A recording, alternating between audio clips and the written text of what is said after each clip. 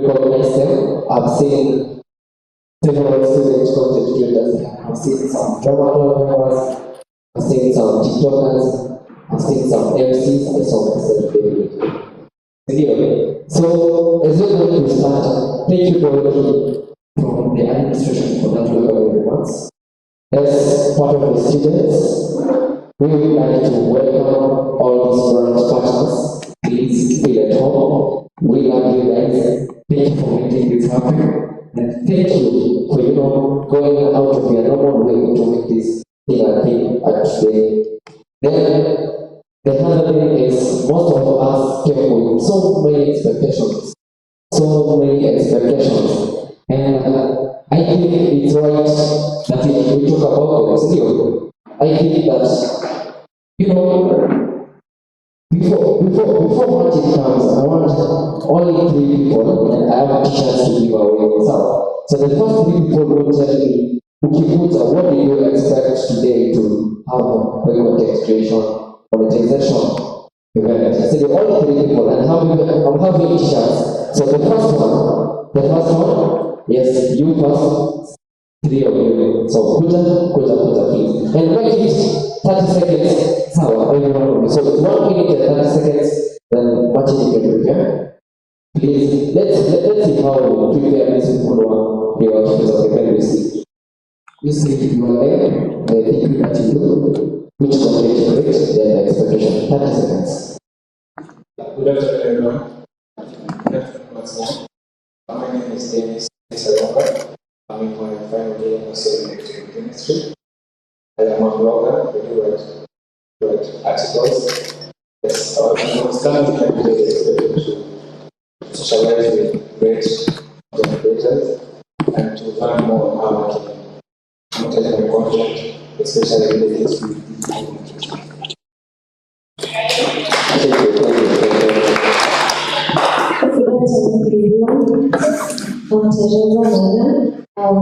I'm not a content creator, but I'm a businesswoman. I said, and I came with an expectation of knowing how I will make my business work. Good afternoon, everyone. I'm DiscoverJKUAT. I'm a TikToker, and I came here with an expectation of learning more on how to operate content creation. Thank you so much. How many people have your t-shirts? So please after they see me. So all these people are talking about something oscillating to money. All these people are talking about something oscillating to money. So this Wednesday is welcome our first speaker, Martin. Let's speak, and I would love each. If for those, I guess almost every one of us have got social media pages. Okay. So I want to ask you something. I'm taking the first 5 people who take a selfie with your friend. Now, take a selfie with your friend or a photo with your friend with something to do with the poster. I guess you can give us the poster there. And you tag KCB, you tag safaricom, tag DiscoverJKUAT, tag Soma, tag Money, and Aleph. Aleph is ALEPH. ALEPH. Then tag MC Hancho. Hancho is HUNCHO. So on Instagram, on Twitter, and on Facebook. I'm taking the first 5 people. Those who tag the first 5 tags, I'm giving out free t-shirts. So let's do a round of applause as well, Martin. I'm waiting. I wish I go. Martin, what are you doing, kuwa? Let these people give you the head at the sound. So in a group, 3 applause for anyway. So 3, 2, 1, round for Martin.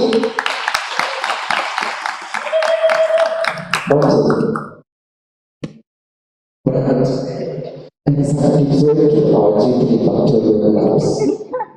One of the things about how is it possible to put a watching? Thank you very much, Steve. Thank you very much, Dorothy, for hosting us. I would like to thank DiscoverJKUAT for giving this chance and opportunity to start this conversation. I would also like to thank our speakers for accepting to be part of this conversation. But above all, I would like to thank everyone who is in this room. Thank you for showing up. Kukuja tu ni muhimu. The fact that we have goodies, we have a lot of knowledge that we're going to get out of here. And as we set our screen, I want to find out. Nimesikia hapa kuna content creators, kuna TikTokers. And there was a form going around online. Some of us say that you've been able to monetize your content. Who has monetized content? Nicola gave. Ukumbuke safaricom wako hapa, Tupatane wako hapa, ACB wako hapa. Who wants to tell us how tell us how you're able to monetize?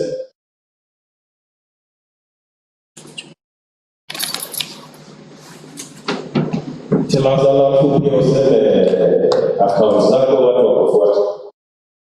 Hi guys, my name is Rhoda Boya. I'm a further student here at DiscoverJKUAT pursuing industrial chemistry.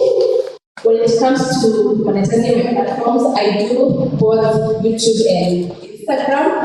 On YouTube, I'm already monetized. So for monetization, if you're a YouTuber, you need to have at least 1,000 subscribers and 4,000 watch hours, which I did last year, end of last year. So far, I've been able to start 3 pages. When it comes to Instagram, I've been able to work with a few brands, like 4, 5 brands only. Some will be ad and others you're paid. So that's, for me, that has been so far. And for YouTube as well, I've been able to work with a few small businesses. So yeah.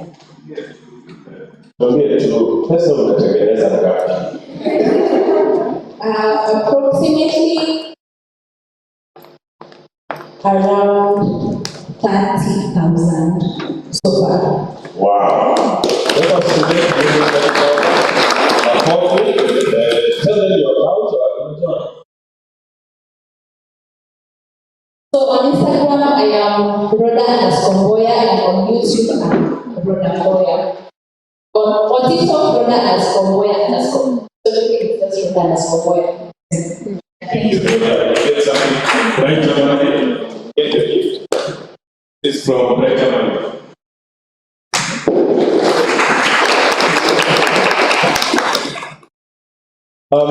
Thank you, Rhoda. So when we started this conversation, we thought talking about creators and content was a normal thing. But Dorothy asked me to do a presentation, just an introduction, what content creation and monetization is about. And we have a few slides that I will take you through what content creation and monetization is about. I want to ask, who knows any of the people on the street? Or you know? You know? Who knows everyone on the street? Everyone. Everyone.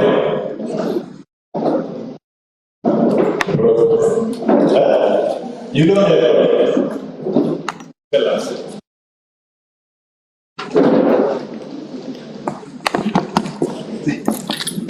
The first one is Tupatane, the second is Mojito, the third is Holiday, the fourth is Kena, the fifth. Yes, the fifth is Terence, the sixth is Jugush, the down party is that is Lily Pamotron, the next one is Churchill, we will get Judy, Abel, Asian, then there is the middle. And the part of what is who wants to tell us all the guys? Who knows all the guys? Now, there's a reason that we have different faces, and there's a reason that why you don't know everyone. Why? Because when it comes to content creation, it's not about entertainment, it's not about personalities that you might come across the different channels. It's simply about people who create content that is useful, valuable, and that can be distributed through different channels. Targeted audiences. Sometimes the content that we talk about is really not what Churchill would distribute. Churchill would distribute content that sometimes have been created by someone else behind the scenes. Those people are also content creators. So it does not mean that because you have a big social media channel and you share your content, that's the only type of a creator that we think about. We think about creators in different ways. So let's move to the next slide. So we've talked about the creator, we've talked about the types of content, but this type of content that you create is distributed through different channels. Now, you have to choose the channels that you will distribute your content through. If you look at some of the biggest creators, they started with one channel or two. Then you grow from one channel, you have huge following, then you move to the next channel, you grow your following, and then you move to the next channel.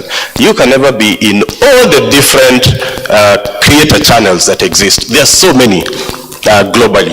But these are the most popular channels. I'm sure you know Facebook, we have Instagram, we have X, we have WhatsApp, we have Snapchat, YouTube. These are different types of channels that you use to distribute the content that you create. So every time you think about content, ask yourself, where am I going to distribute it through? Sometimes even through a website. You can even create a blog, a vlog. That's a way of creating and distributing content. LinkedIn has also been a very, very effective channel, especially for content creation. We're calling it thought leadership. You can also become a thought leader through LinkedIn.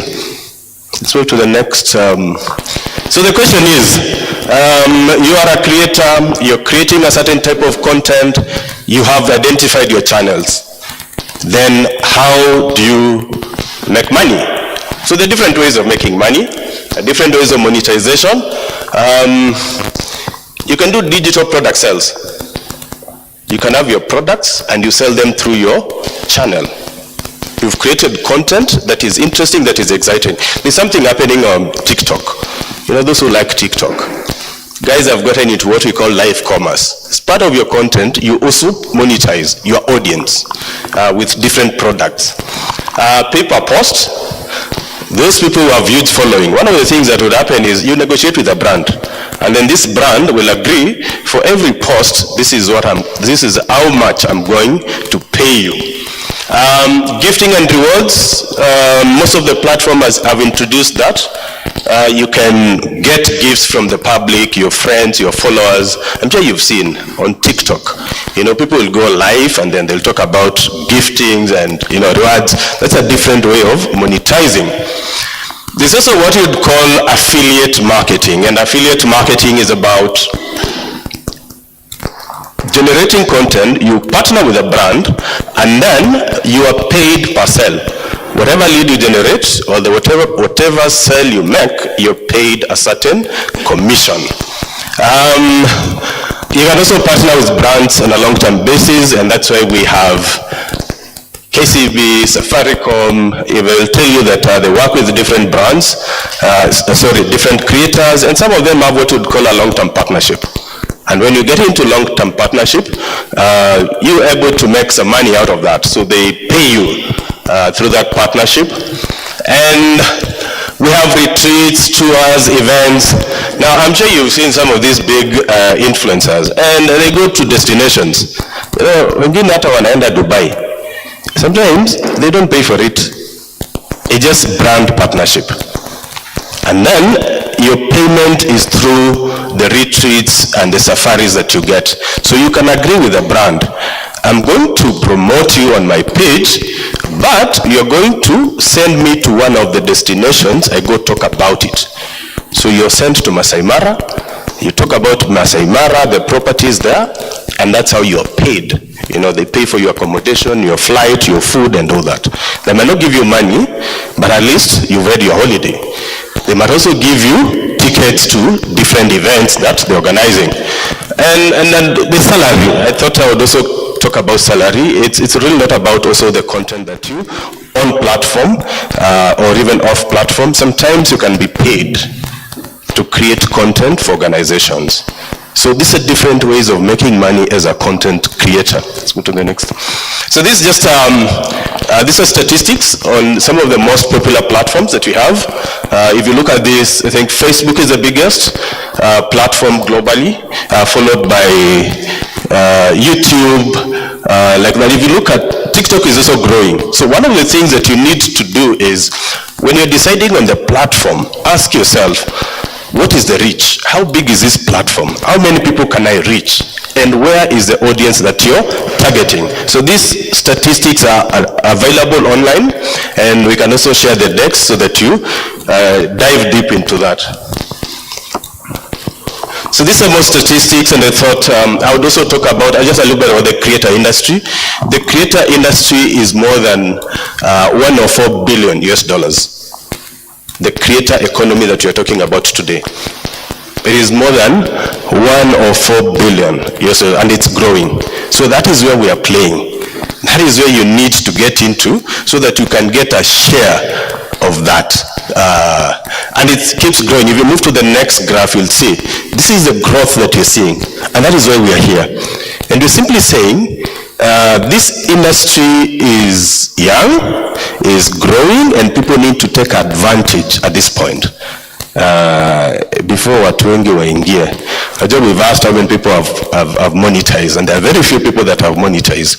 So it tells you there's an opportunity. This graph has grown and it keeps growing. So you need to be part of that growth. Next. So if you're going to become a creator, there's a lot that happens online, and we champion for responsible digital citizens. And as we talk to the brands, they'll tell you one thing: they don't like working with bullies. If you bully people online, they will not touch you as a creator. If you're not respectful online, they will not touch you as a creator. So when you're getting to growth as a content creator, you need to think of becoming a responsible digital citizen. Respect others, there are rules and the regulations. Each and every platform has rules and regulations. Follow the rules and regulations for each and every platform. Exercise wellness. Mental wellness is very important. Information overload. Take care of yourself. Don't allow yourself to get unwell because of the online fights. And again, be safe. Make sure that your accounts are safe and you exercise online safety. So we call it the responsible transformative influence. So the creator economy opportunities, we are seeing what we call creator startups. We've seen people talk about e-commerce startups, agriculture startups, and all that. Now we're getting into a space where we would say you are a content creator and you become a business. That's an opportunity. And then you also create an ecosystem. You know, these ecosystems that exist for creators. Today, I know when we came here sometimes back, as Dorothy has mentioned, and we started by doing awards. Immediately we came here, I think that's when we were discussing with JKUAT, and then they'd set up a social media club and department, and that community has been able to help so many students. And remember, we used to get students and they would reach out and would do gigs with them. You know, you're becoming part of a community. Influencer marketing is big. You also need to build yourself as an influencer. That's a key opportunity. But above all, there are also careers. There are so many career opportunities that are emerging. You know, some years back would think, yani mimi nitakaa hivi mahali ni tweet ama ni share video alafu nilipwe. You know, those were the questions that we used to ask. I remember the first time we did Summer Awards, we went to one of the hotels, and it's a five-star hotel, and we told them we want to do social media awards. They're like, apana, those guys are noisemakers. The following year, they hired someone to manage their social media, and they paid them.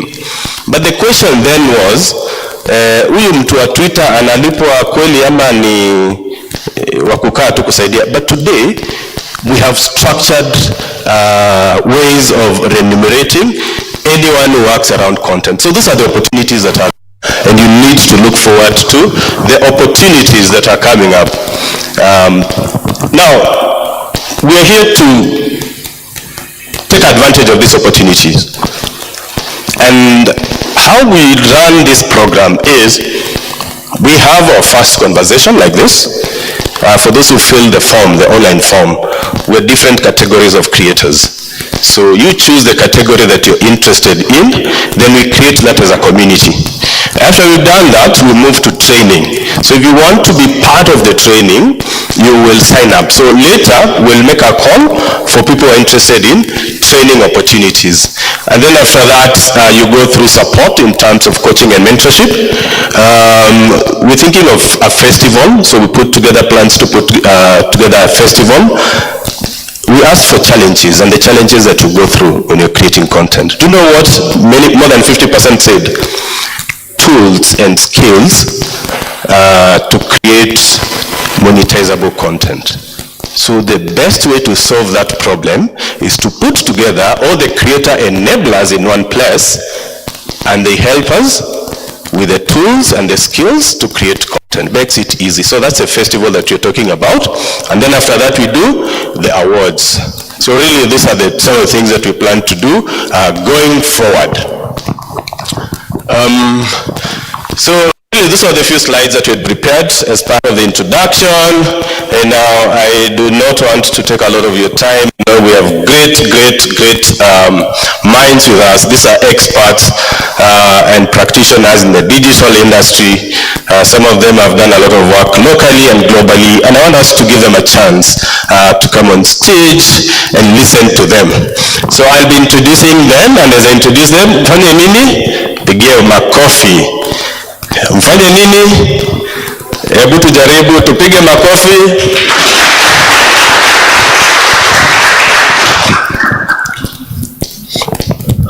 Now let's welcome Bran Abel. Bran Abel is a regional sales lead at Aleph Group. And really Aleph is a big agency. It's one of those big companies. So they work with X, they work with Yahoo, they work with some of the biggest brands in the industry, and he runs most of the sales across sub-Saharan Africa. He's also worked for different organizations. He's worked with the US Embassy, he's worked with KPMG and the American Chamber of Commerce. We have the best brains around. Karibu, Brand. The next speaker, and we have Barbara Nyambura. She's the brand manager, content at KCB Group. Now, Barbara is an interesting story because she is a creator. She is a content creator. She's created content that has attracted more than 1 million views, and she's worked with some of the biggest brands. And I want to suspect that is why KCB hired her, because she lives the story, she lives the dream, she lives content, and that's why she was hired to do that job. Karibu sana. The next speaker is Eric Wafula. Karibu Eric. Eric is the head of marketing at Tupatane, East Africa, and is in charge of creating digital strategy and the execution of the different digital strategy for Tupatane, East Africa. That means he's in charge of managing the influencer programs and any online content that is distributed through their channels. He's worked with different brands. He's worked in the agency. One of the biggest things that you realize, if you've worked for an agency, you will make it in the marketing world. And he's worked for one of the best agencies around, that is the advertising company. He's also worked for Rigia One Africa. He's worked for Duma and so many other companies. I mean, he's worked for Posta. You know Posta? Posta is a government, one of the government institutions or agencies. So this is a great mind we have.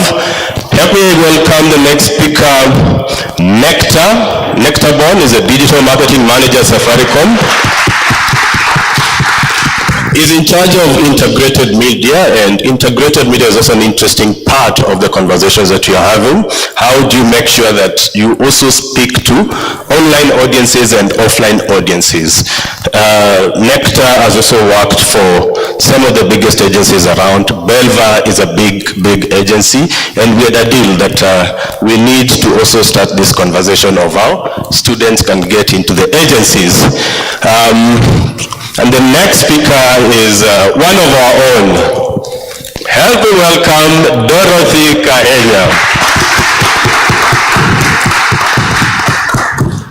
Dorothy is the brains behind JKUAT's social media activities. She's the head of department, and when social media started in JKUAT, she was instrumental. I remember we came here, and she was running up and down to make sure that the department was running and students were hooked up to social media. Thank you very much, everyone, and thank you very much, the panelists, for accepting to be part of this and on us to get started with our conversation. And we're going to start with the person with the mic. Barbara, tell us about your journey. You are a content creator. How did it start, and how did you grow your influence? Thank you so much, Martin. So my journey as a content creator online started at the height of COVID. We were stuck at home. I was working for Universal Music at that time as a digital account manager, and I'd always been so passionate about acting and the acting industry. So I'd been an actress since I was like 10, always on stage performing. And so when COVID came and now we're stuck at home, it's like, oh no, now what do I do? Oh, TikTok. Okay, what's this about? And so got onto TikTok. And when I first started creating content, I really didn't know what I was doing. Everyone was doing dance challenges. So you do dance challenges. Everyone was doing lip syncs. So you start doing lip sync. So you're just moving with the crowd. And then I just started creating content around governance and bad leadership. So I was really pressed about corruption. Like I would get on Twitter, you wake up in the morning, first thing you see is a scandal. So it really used to me. So I started just creating content around, bad governance and leadership, and it was humorous and comedic. And so from that I would gauge and see, it's like I'm not the only Kenyan that is pressed about, these issues. So slowly my content started gaining traction, and I would see so many comments around, oh, tunacheka but tunaumia pia, it's funny but sijui nicheke nilie inaniuma, And so by being number one relatable, my content just spread, like people could relate to what I was saying. And also when I started creating content, I didn't start creating content for the sake of clout or I want fame or I want money. I was just really pained by what was going on, and just like that, people just related and started following me. So fast forward to 2023, I'd garnered over 200,000 followers on TikTok, over 100,000 followers on Instagram, and it was just by that aspect of being relatable. And I've heard you mention an issue about equipment. When I started, I didn't have a tripod, a ring light. I used to stack a stool, 2 pillows, a book, and Vaseline ya kushikia simu. So sometimes as creators, we get stuck in that mindset of, oh my God, I need expensive equipment to start. Imagine just start creating content with what you have. Chama cha user. If the content is good, people will laugh. Even when you look at creators like Flaco, when you go back to their first videos, quality was. But the content itself was what drove engagement, and then later on they got to get involvement. So that's just a summary of my journey. Did you start with a passion, what you're passionate about, or how did you narrow down to the type of content that you create? I started with passion, but then I narrowed it down by learning my audiences and seeing what was really resonating with them, because also you don't want to be doing content and then it's going nowhere. So you also have to study your analytics and see what is my audience saying, what is really their pain points, what do they want to see. Because aside from creating content from a passion perspective, if you want to monetize, you have to have numbers.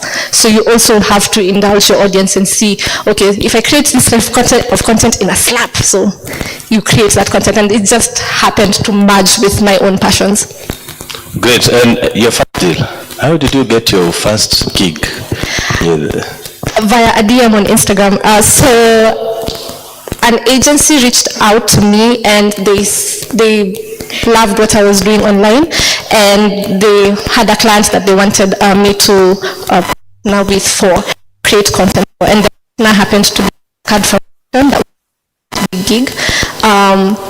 I earned quite a better money, you know. So it was for a COVID campaign. Yeah, basically that's how I landed my first gig. Just basically doing what I love, and it being seen and being unique as well, because I had already crafted like a unique brand of my own. So I guess stood out from what other creators were doing, and they wanted me to handle their COVID awareness campaign in the way that I was doing content. So basically taking their COVID message and bringing in the Barbara aspect to really help push the COVID awareness message. Great. What about know your target audience? But I'm interested in the fact that a brand DM'd you, and Nectar, Safaricom. Do you DM creators? You know, how do you get creators?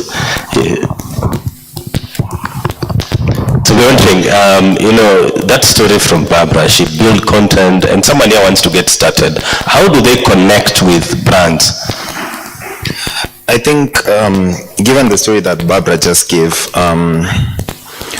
everything about content creation boils down to persistence, consistency, and just essentially hard work. Because those are the fundamentals to making it as a content creator, right? Just as long as you're persistent, and you're consistent with how you put out content, you've picked out a niche, you understand what actually works for you, what you're either good at or something that you actually enjoy doing. Because at the end of the day, if you find something you're either good at or something you enjoy doing, it'll never seem like work a single day in your life. So it's picking that niche, understanding what you're good at, either what you're good at or something that you really enjoy doing, building that niche, and then building an audience and getting followers for people who are actually interested in the same thing that you do. Consistently pushing out content. You have to really be consistent with it. And it's not just content, it's quality content. At the start, you can be, as Barbara said, right? It's not as good as it needs to be. But then you consistently build your audience by consistently putting out content. And I know it sounds like a broken record, but consistently it's the key. Consistency. Yeah, just be consistent with it. At the start, you might not have 1 million followers like Njugush has, but anyone who goes back and looks at the content that is to put out before, they were that big, even before even someone like Mogaka, right, who we signed up as a brand ambassador for Safaricom for the longest time. This guy had very few followers, but the fact that his content was actually engaging to the audience that is and he would consistently put out content that the guys would engage with, right? And the brand would look at him and they're like, this is someone who can actually drive for us engagement online, drive signups, whatever product he's pushing, get guys to actually buy whatever he's talking about. Then that's how you get on the hook. Great. There's a very important point that comes out that it's not about even the number of followers that you have. And you know, influencers or creators are categorized in nano influencers, and nano influencers, you might have less than 5,000, but you're very consistent and you talk to a specific audience, and you're engaging. That means you become attracted to some of the brands, but also there are mega influencers and celebrity influencers, so you might not have to compete with them. Everyone has their niche. But next, I'm interested, I'm this influencer that is very engaging, I'm very consistent. How do I get to Safaricom? Do I wait until Safaricom comes to me? Do I look for your account? Do I send a DM? Do I prepare a rate card? What do I do? What can I do as an upcoming creator? So I think you can actually take the initiative from your side, because there's the putting out content and hoping that you'd get noticed.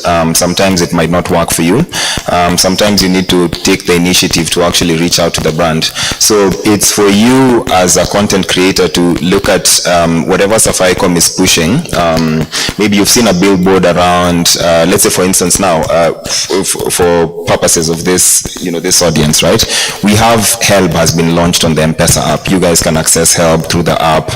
You can transfer funds from your help account to your M-Pesa app account, right? And you're like, this is something that I can get my following to actually use, right? And you reach out to Safaricom, you reach out to the agency, and you tell them, based on the audience that I've curated on my side and the people that follow me, most of them are in JKUAT, right? And these are people who would be interested in your help product on M-Pesa app. Yeah. So you reach out to them and you say, this is how you actually showcase the value that you'd give to the brand. Because at the end of the day, everything has to do with value. A brand and content creator relationship is a partnership. So what value are you actually delivering to the brand that would make me interested in what you're doing for me to actually pay you for what you can do for me, right?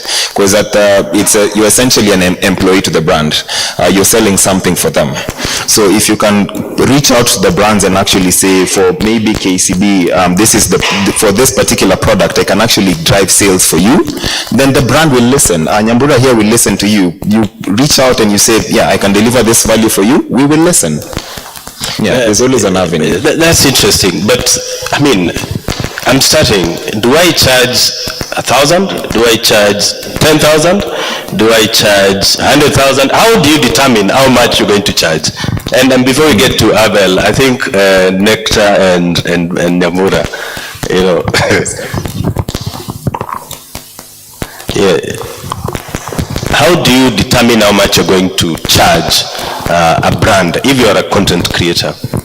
How I would personally determine my rates is based on my engagement and what I know I can bring for the brand that I am working with. So you know your value, you know what you can bring to the table, unajiamini, and you say this is the rate. And I think if any of you have followed maybe Azia talking about this topic, about how much to charge, you know, you have to, as the creator, be very steadfast in there. If you believe in yourself and you know, if I post for this band, this is what they're going to get, you put that amount and you put that value to yourself. And if the brand is like, well, that's too expensive, we can get someone cheaper, because that's a sneaky thing that most brands like doing, we can get someone cheaper. It's like, okay, you go to someone cheaper, because cheap doesn't always mean good quality. In the end, sometimes they always just come back to you like, oh, so yeah, kuna vile, yeah, can we start engaging again? So know your value and believe in it, and be ready to prove that value. So if you say to me as, you know, KCB, maybe I'm looking for an influencer for Vuma, and you say, I'm charging 100,000, I will want to see the value for that 100,000. So it's basically just drawing from the value that you know you can bring to the brand and using that as a metric for your rate card and how much you charge for that service. Yeah, and we'll come back to the value. But let's get to Abel. You know, Abel is a representative, its company is a representative of X. But Abel, from Twitter to X, the transition, how do we make money? I've seen people share their posts, you know, the way they are making money through X. How does it work? How does the model work? Thank you for that. So there are two models in which one can make money on X, which is formerly known as Twitter. The first one is using what's called a subscription model, or rather a subscriber model. That has not been fully released in this market yet. A couple of guys who got it. But essentially it is people subscribing to your account and then you can give them exclusive content. So that's the first model. The second one, which is readily available to anyone and everyone can be able to access it, is a revenue, it's called the revenue share model, which essentially is any ads that pop up, so similar to the way you do it on YouTube, any ads that pop up in your comment section, you'd get a piece of that revenue as a content creator. And for you to be eligible to do that, the first thing is you need to subscribe to what's known as X Premium, so getting the blue badge to become a verified user on X. And then second, you need to have at least 5 million impressions in the past, 5 million organic impressions in the past 3 months or 90 days, depending on how you want to look at it. Yeah, then finally just connecting a Stripe account. So Stripe is just a fintech that collects money. So just create an account on Stripe and then link it to your own Twitter account. So those are the 3 things that you need to start getting paid by Elon Musk. How do I get verified? You just subscribe to what's called X Premium. It's $8 a month. Just subscribe and then automatically get your badge after verification. Great, thank you. Let's move to the job opportunities. We also said that you can pursue a career as a creator, and Eric is here from Better Money. What are the career opportunities that are available in the market for creators? Yeah, Martin, thank you very much. So sometimes you'll see me speaking in Sheng. I hope sitapewa disc. So guys, look, the job market is very, very tough in Africa. I'll be very, very honest with you. I think it was in this same university that the deputy president said something. Was it here? Right? And that's the truth, right? So when it comes to career, it's not a 1-to-1 ratio, right? Like when it comes to demand and supply. Currently, there are 10,000 jobs on Brighter Monday. That's slightly more than that's on LinkedIn, right? We have the most jobs compared to another platform. That's 10,000 jobs, guys. How many people are looking for jobs, right? So it's not a 1-to-1 ratio. I'll tell you a very, very brief story. I mean, when our parents started out in Nairobi, guys were waiting for them to finish. Even before they finished campus, they had like two offer letters from the government, right? So the government was the biggest employer, all right? Then in the 70s, in the 60s. And then it evolved. We go to our older siblings, those guys in the 90s. You know, the moment they finish, you know, banks are lining up, right? To give them jobs. What about us? That's not the reality. That's not the reality. You know, university is churning tens of thousands of graduates at a go. So you can imagine all those guys are actually going for that job. So where do you find opportunities, right? So I've noticed that guys are actually finding opportunities from everyone else, right? So they're creating content that people can consume. It's called C2C. Consumer to consumer, right? Of course, we have B2C, we have B2B, but then guys are coming up with content that people can consume and they can make money from, right? So I'm going to give you an example. So you've got opportunities still. You can work for an agency, or work for a corporate, right? And when it comes to content, you can be like a content manager, social media manager, you can be like a script writer, something of that sort. You can do a lot of things. You can be a graphic designer, right? That's still content, right? And of course, there's the other side, which is again, self-employment.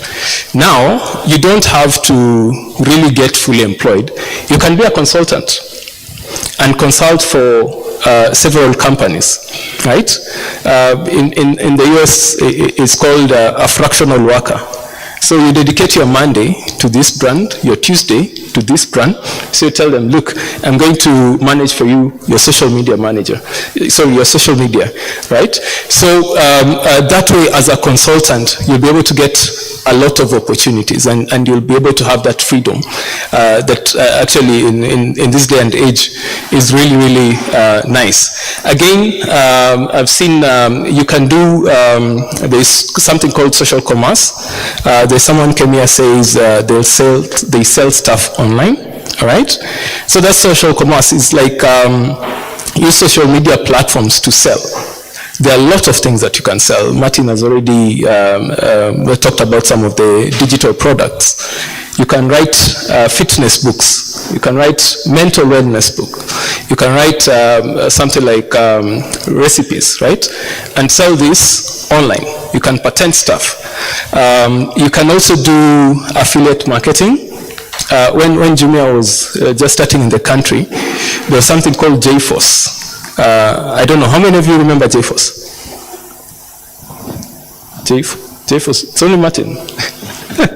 So how it works is like in case you're a blogger, in case you have a YouTube channel, they give you like a code, and depending on the conversions that they make, they give you a fraction of the revenue. All right? Isn't that sweet? So that usually applies when you can say like you've got some of these e-commerce platforms. You know, that really works well for guys who have a very, very big following. And you can be an influencer. Now, an influencer is closely related to a brand ambassador, but brand ambassador is more immersed in the brand. Na yake ni live too. I said, bana mimi nauza hii kitu. Like I'm selling this brand. Like I'm a brand ambassador for KCP. But for an influencer, you know, people tend to believe, you know, people like them, right? The trust in brands is quickly shrinking. So that's where the influencers come and play a very, very big role. So what actually happened is that that peer sharing just went online. So you're more likely to believe someone else who has used a product and say, hey, by the way, hii mafuta ya nywele ni poa, kuliko a brand coming and telling you we're the best. So if she came and told me, by the way, Mimi, it's this product which is making my hair look this good, Maze, trust me, I'll buy it. And what has social media platforms done? It has just like, what do you call it? Imeongezea that reach. It has basically expanded that reach. So there are lots of opportunities based on those two. You can either go to employment or self-employment. But the most important thing is whether you're in employment or not, are you creating good content, right? So I remember when I was young, we used to do some, it was called calligraphy. And we'd sell, because that's content, guys. We'd actually sell on the streets, like people are passing by and will sell that. It's no different from social media. Actually, when I started my career in digital marketing, I said, I'm not a digital marketer. I'm a marketer in a digital world. It's only that things have changed. So we'll do that, we'll sell. Kidogo kidogo, when we went to high school and then campus, my brother and I graduated to something else. Of course, we had done our various degrees, but we started writing scripts for theater. Right? You know this Kenya Schools Drama Festival. We were there, and then we'll go to these schools and then we'll sell for like 20 Gs. And then I'll be the guy who'll be painting the panel. Like he'll be selling the script, teaching those kids, and I'm the guy who's painting the panel. So he did law, but he's no longer doing law. He's currently is in South Korea doing talent and theater, right? I decided to branch to marketing to disturb designers based on that one experience with whatever I used to do. So it's gradual, and I'm going to give you also a shocker. Sports marketing is also content. There was a time he said I was at Poster Rangers. We actually revived that whole. We actually revived the team, and we'll make money because guys will pay that entry fee to go to the stadium so that they can watch football. So football is actually content. Sports is actually content, right? So you find all these guys, the big brands, Heineken, all those guys are actually sponsoring these big brands. They're actually sponsoring these big teams. And there's a reason why. So the thing with content is that you have to get people hooked, right? And you have to churn very, very interesting content all through the evolution, as I've seen, coming from doing calligraphy to sports marketing, now to digital marketing. It's always consistent. Hooked, so you have to make sure that your audience is hooked. Exactly. Now, based on what Eric has said, and I hope you guys are writing down the questions. We'll have a Q&A session. Dorothy, I know you work with students. So how do students prepare to get jobs as content creators? Thank you. How students prepare to get jobs? It's not audible. Just switch it. Yeah. So, okay, thank you. So you asked how students prepare to get jobs. As creators, I know you've worked with several creators. Yes, in my line of work, I've interacted with several creators. Maybe a bit of a background. When we started the SMCR department, it was mostly to do with customer relations, and it was at a time when there were very many strikes in the universities. And so we were asked, are you listening to the students? Do you know what they are saying? Why are they striking? That time I was in IT. My background is in IT. So we said, okay, so where are the students? And we realized they are online. And that's how the department came to be. Working with the students, initially it was difficult because with that background, many thought that if you interact with the university platforms, you're likely to get pinpointed, or they might investigate you. So initially it was a bit of a strain, but with time, now we evolved and we got a team, because initially it was like a department with only 2 staff, but with time we have gotten a good team that handles the social media and the customer relations as well. We've been able now to establish good linkages with the students, the creators, because you'll notice, especially during graduations, there's a lot of conversation going on online, and maybe about the graduation, the student journeys and all that. So we engage with the students. There are some of those who we have worked with over the years who are now quite big. They started off very small, maybe some of them about their entrepreneurship activities, if they rhyme with the university's core themes. And of course, Martin mentioned that we are very careful about who we engage with. So if your content is, I don't know how to define it, but if it's not very kind, I'm not saying that you have to be very professional, very aristocratic and all that, but you have to be professional online. You have to be kind. You have to observe, of course, not be a bully. We look at all that, and then now, based on that, we can engage with you. We always engage influencers, and for us, we like working with our students because they identify with our brand. They can be able to tell the story of JKUAT. So it's mostly been through the social media club. We got some few students who are now, some of them have graduated, some of them we've continued the conversation, and some of them we still engage them when we have events, but we also open to recruiting new ones. There are some who have sent me their desire to work with the university, and with time we get to engage them and work with them. Thank you, Dorothy. Who has a question? I have goodies. Safaricom is here. KCB, you have a question? Anyone else who has a question? Someone else who has a question? 1, 2, 3, 4, 5. So before we get to the questions, Abel, online resources, learning resources.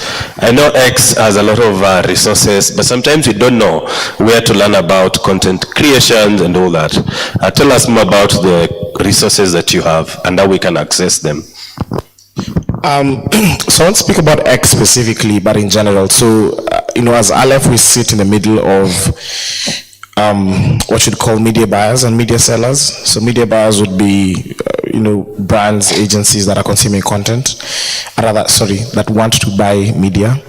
And then media sellers would be your big players like X, Snapchat, Spotify, that we currently represent in Kenya. We also have other platforms elsewhere like TikTok in South Africa, Meta in Nigeria, and so on and so forth.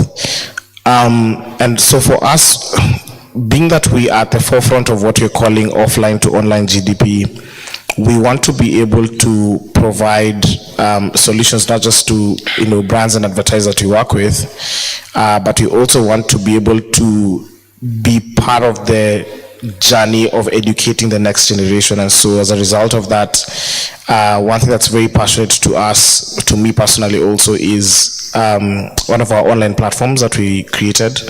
Is called Digital Ad Expert. You can access it at www.digitaladexpert.com.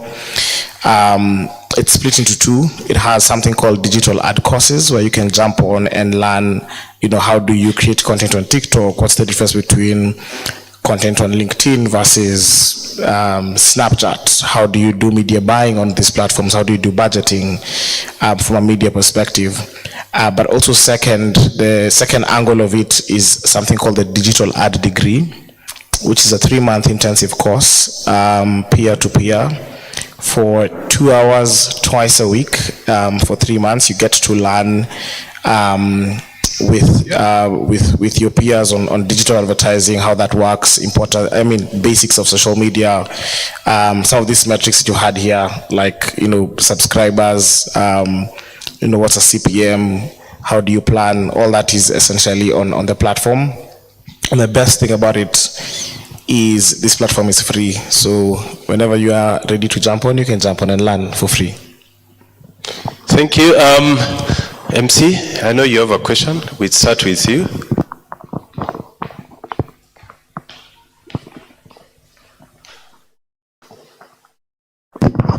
So, thank you so much, Abel. And I have quite a number of questions, but I'm going to keep it short. One, you guys had the brands because you're holding the positions that make the decisions and the plans for those brands, right?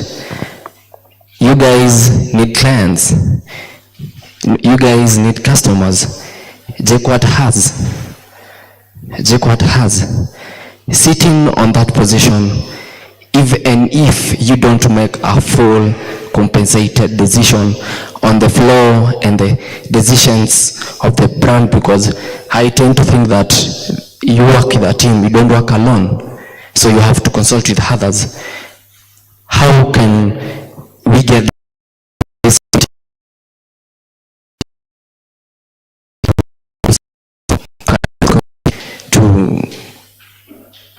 to Halef? How can we get this growing community to KCB, to Brighter Monday? How can we do that, please? I guess it's safaricom and KCB, but I'll give it a go. Again, I think one of the biggest things that I talked about is we are at the forefront of driving that education, and that's sort of our own piece in terms of trying to be able to get the next generation of digital experts. And it's because I don't get too much into the numbers, but if you look at it, you talked about how big the content economy is, how big the digital space is, but something people don't know is that only 36% of that is attributed to emerging economies, which are more than 130 countries. So the rest of that actually accumulate to 64% of the digital GDP. So we are doing our part in terms of trying to educate the next generation. And the end goal actually for this program is to get to a point where people can even be placed at companies to work there. You can have a new breed of content creators, you can have lecturers, you can have consultants, and so far some of the stories that we see are very interesting. There's a young gentleman in Mexico who did this program, and he did a TikTok advertising himself as a consultant.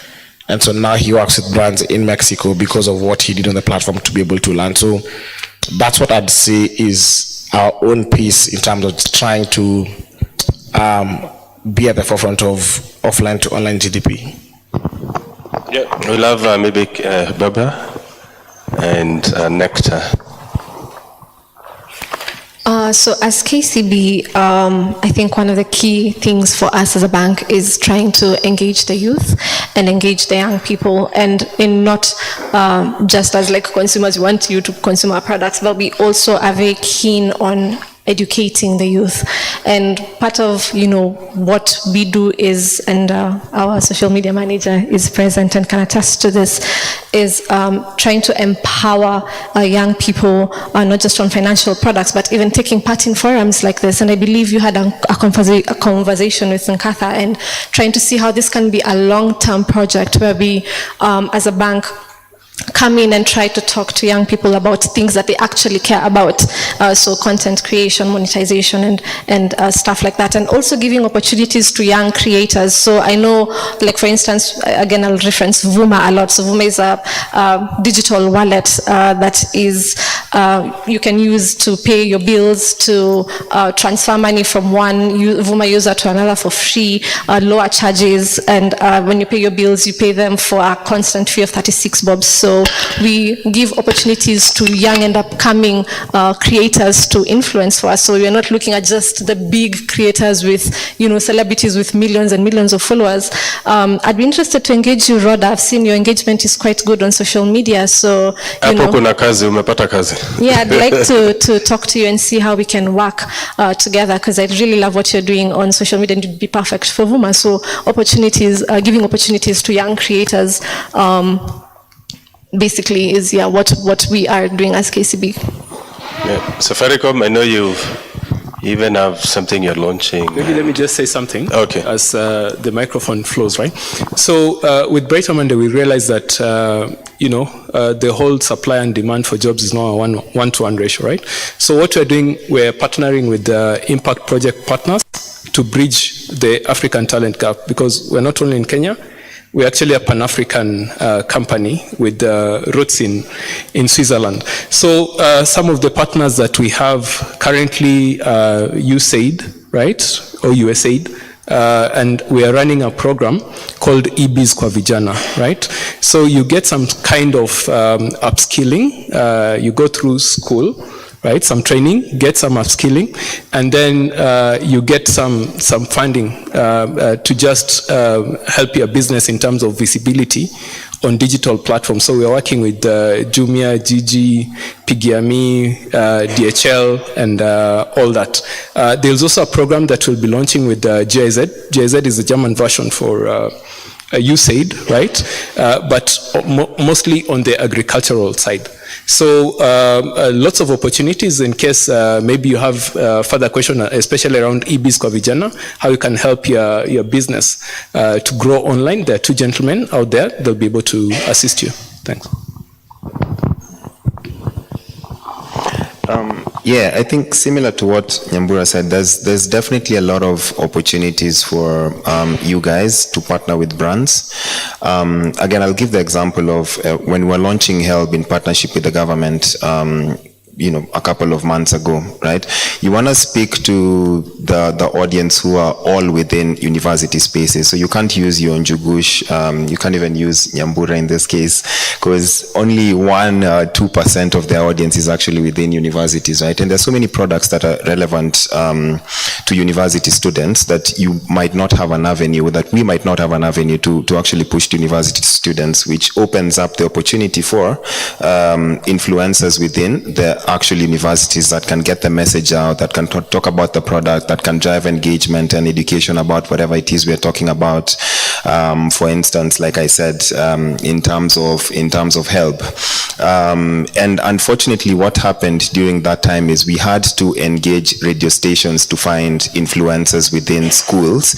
I really wish there was a better way for us to engage influencers within the schools, and hence, this opportunity has been opened up to us. Someone like, what's her name again, Flora? Yeah, like would have been a really good opportunity for us to use to actually amplify HELB and all the other products that are relevant to the guys within schools. So there's definitely opportunity as long as you put yourself out there. I think it's just the lack of visibility for you guys outside. So finding how you can actually take that step further and not just be seen within your spaces, but how can brands actually get to see you? How can you reach out to brands, to agencies to actually talk about what you can do for them is always going to be key. Thank you. Dorothy, any initiative that the university has that can... Sure. One of the things we usually do for us is mostly the training aspects.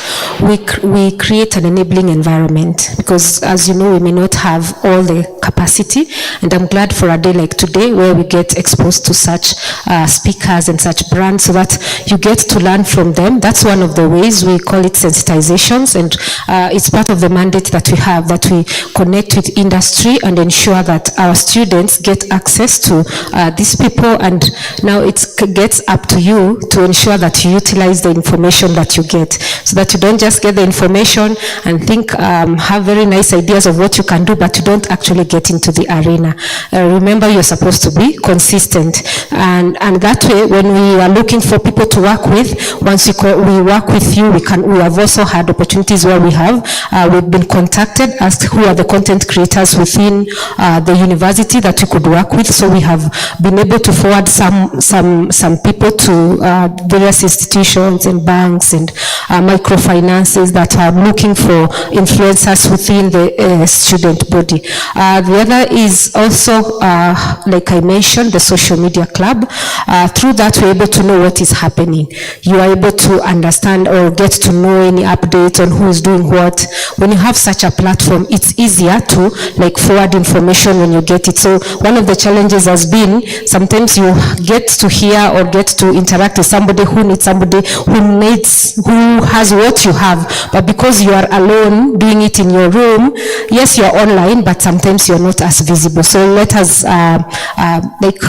just put ourselves out there. Let us know what you're doing so that we can be able to share that information. Thank you. Before we get to your question, Nected requested to leave. He has a flight to catch, but he gave me airtime. And I want someone to tell me 3 things that you need to do to get a gig as a content creator. 3 things. That's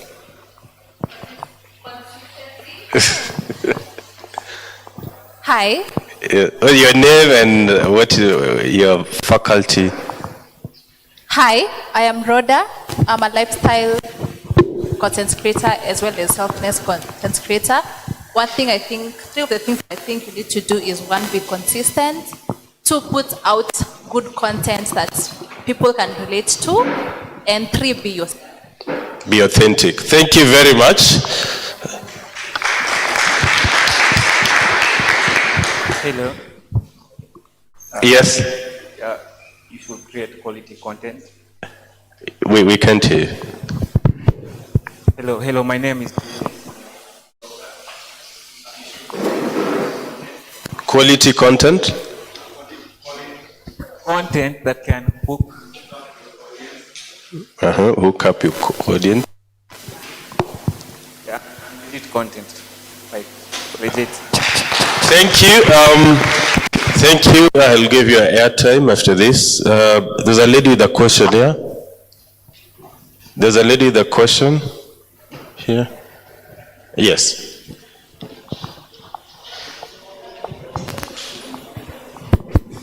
Hi. I'm very sorry I look like a lady.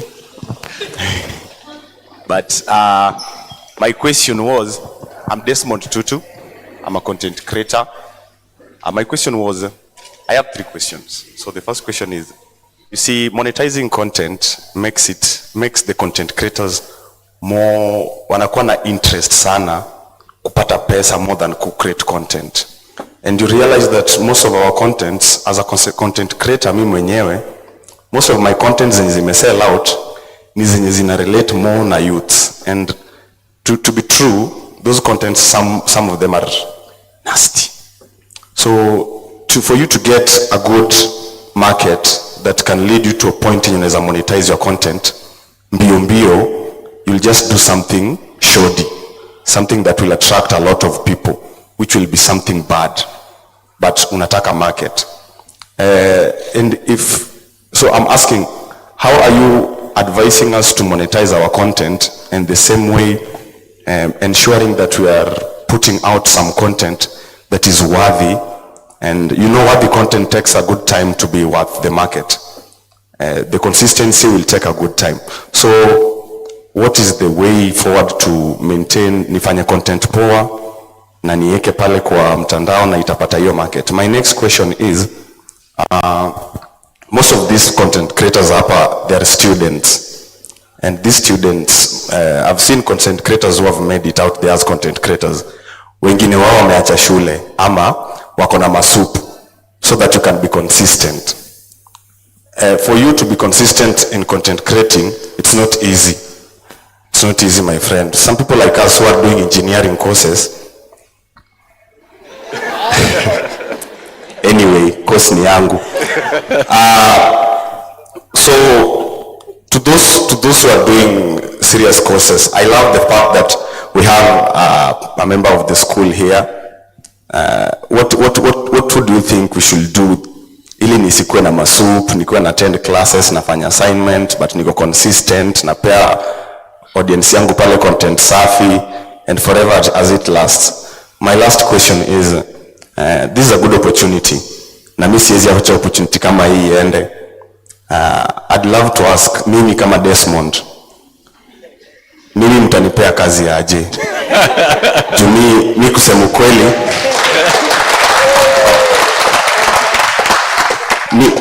mimi nataka kazi, please. So that if you are here and you are listening, I'm confident enough kuomba kazi. Thank you. Thank you, Desmond. One more question. Another question. The lady at the corner.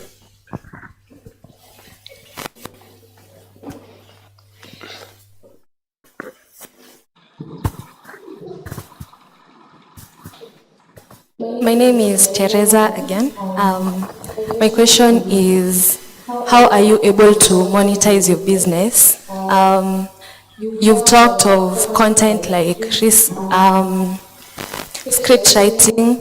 What about us who are who are pushing physical products like shoes, clothes? How can we be able to be relevant in the market and still monetize? Yes, we are getting money from selling those physical products.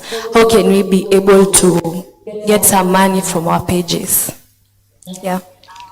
Next, you'll take the question on controversial content. No, controversy sells.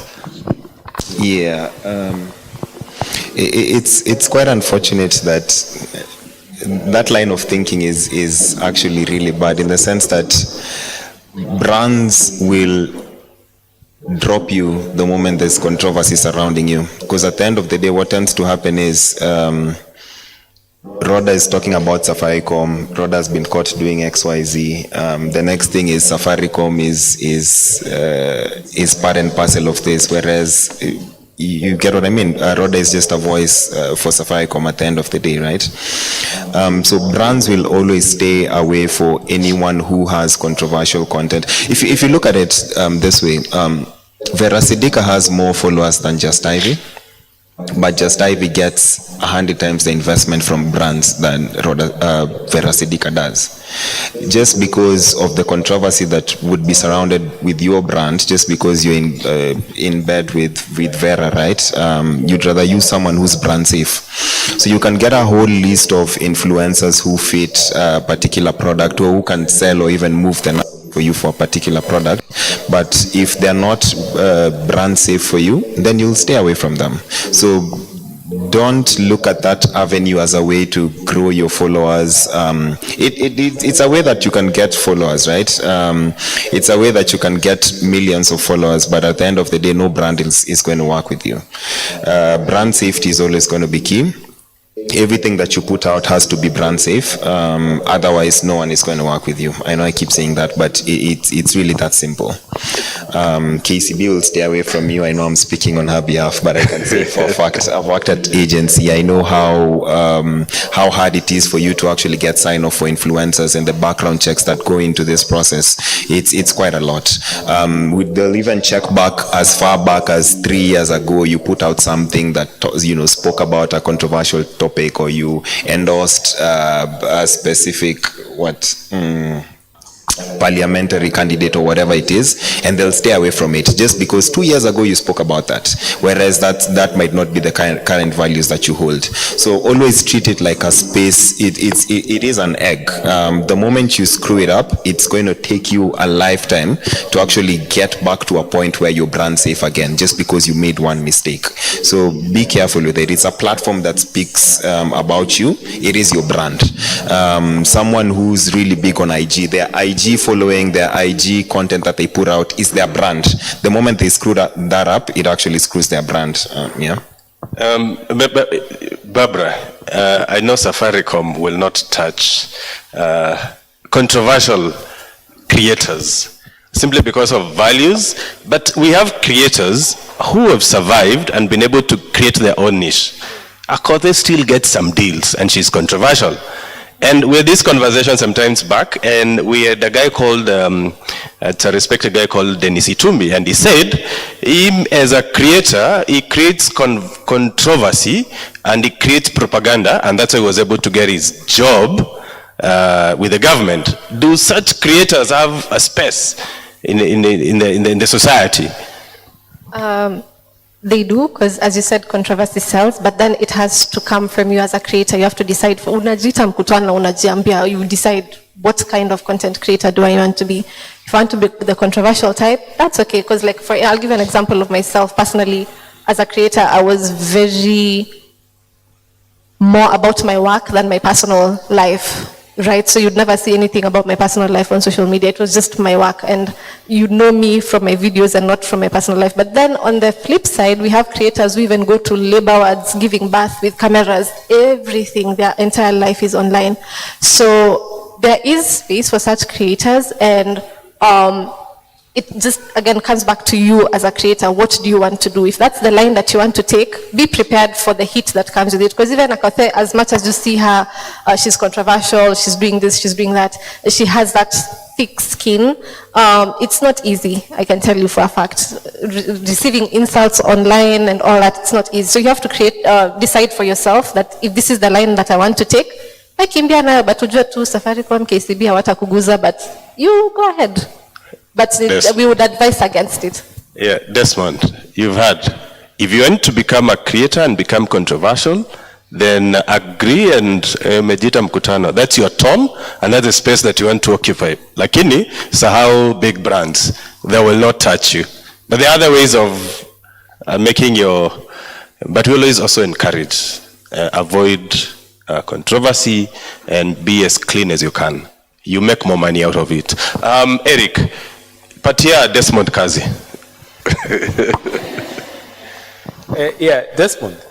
I think I'll be very, very brief, right? Like I said before, there are some two gentlemen there outside, just right outside. They'll be able to guide you. Ambia to Eric amesema, how can you increase my opportunity? in terms of, okay, look at it from two perspectives, getting a job and also possibly working with you as an influencer, right? So you can tell them from those two perspectives, and we'll get back to you. Yeah, of course we'll have to look at your, if it's like stuff to do with influencers and all that, like he said, brand safety is key. I mean, it's paramount. And it's not just a social media issue, a digital marketing issue. We've had instances where the US government is avoiding certain people. So, yeah, can't run away from that. Dorothy, any comment on how students can get jobs out here?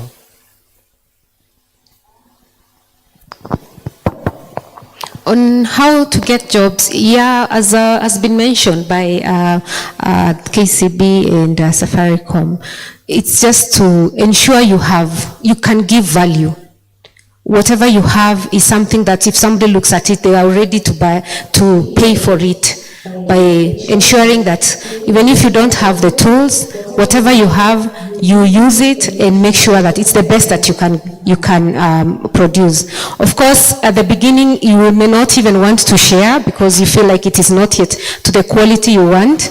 But as long as you keep improving on what you did, it's possible. About what Desmond mentioned about how to balance, it's very key to remember the main reason why you came to the university. So now I'll speak on this side of the administration, so that you just practice good time management. Dedicate specific times for this, the content creation. But one of the things that maybe content creators may go wrong on is going to create content when there is, like there is a cut. And because you had maybe a certain gig, you just decide to forgo the cut and go for that. Or because you feel like the day is very good and it can produce very nice videos, the weather, you decide, let me go to the farm, I'm a Sajorek, tunakutana nyinyi huko mkiwa juu ya magari, shooting some videos. It's good, but time it well, so that you ensure that you have allocated specific timings for that, which it does not clash with your timetables. Another thing that works very well is ensure you don't miss your classes. At least that part, that is already timetabled. When you don't miss your classes, you have a lot of other free time. Utilize that other free time for your content creation, so that at the end of the day, you will have balanced both. Because also one of the things is we will not use you as a content creator if you are appearing for disciplinary, because we also do our background checks. You have appeared for disciplinary, or you have too many soups. We don't say not to have soups, but we don't have too many. You know how many that you get, so that you are headed for disciplinary. So yeah, time balancing your time well. Thank you. Abel, do you want to touch on the commerce? How to, okay. Yeah, but also before that, maybe just let me speak to one thing I just want to ask. So there's a need to also change our mindsets when it comes to trying to make money out of content. It's a job like any other job. And so you have people who work 8-9 hours a day to make X amount of money. You also need to put in your work. So there's a need to do not think it's going to be quick fix money, like the way unaweza pata aviator. It's not the same way.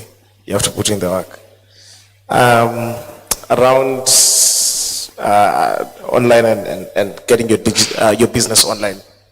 So then the first thing I'd love to say, and I'll go back to this again, is the education piece. So if you're running a small business, chances are you are the founder, you're the marketer, you're the accountant, you're everything.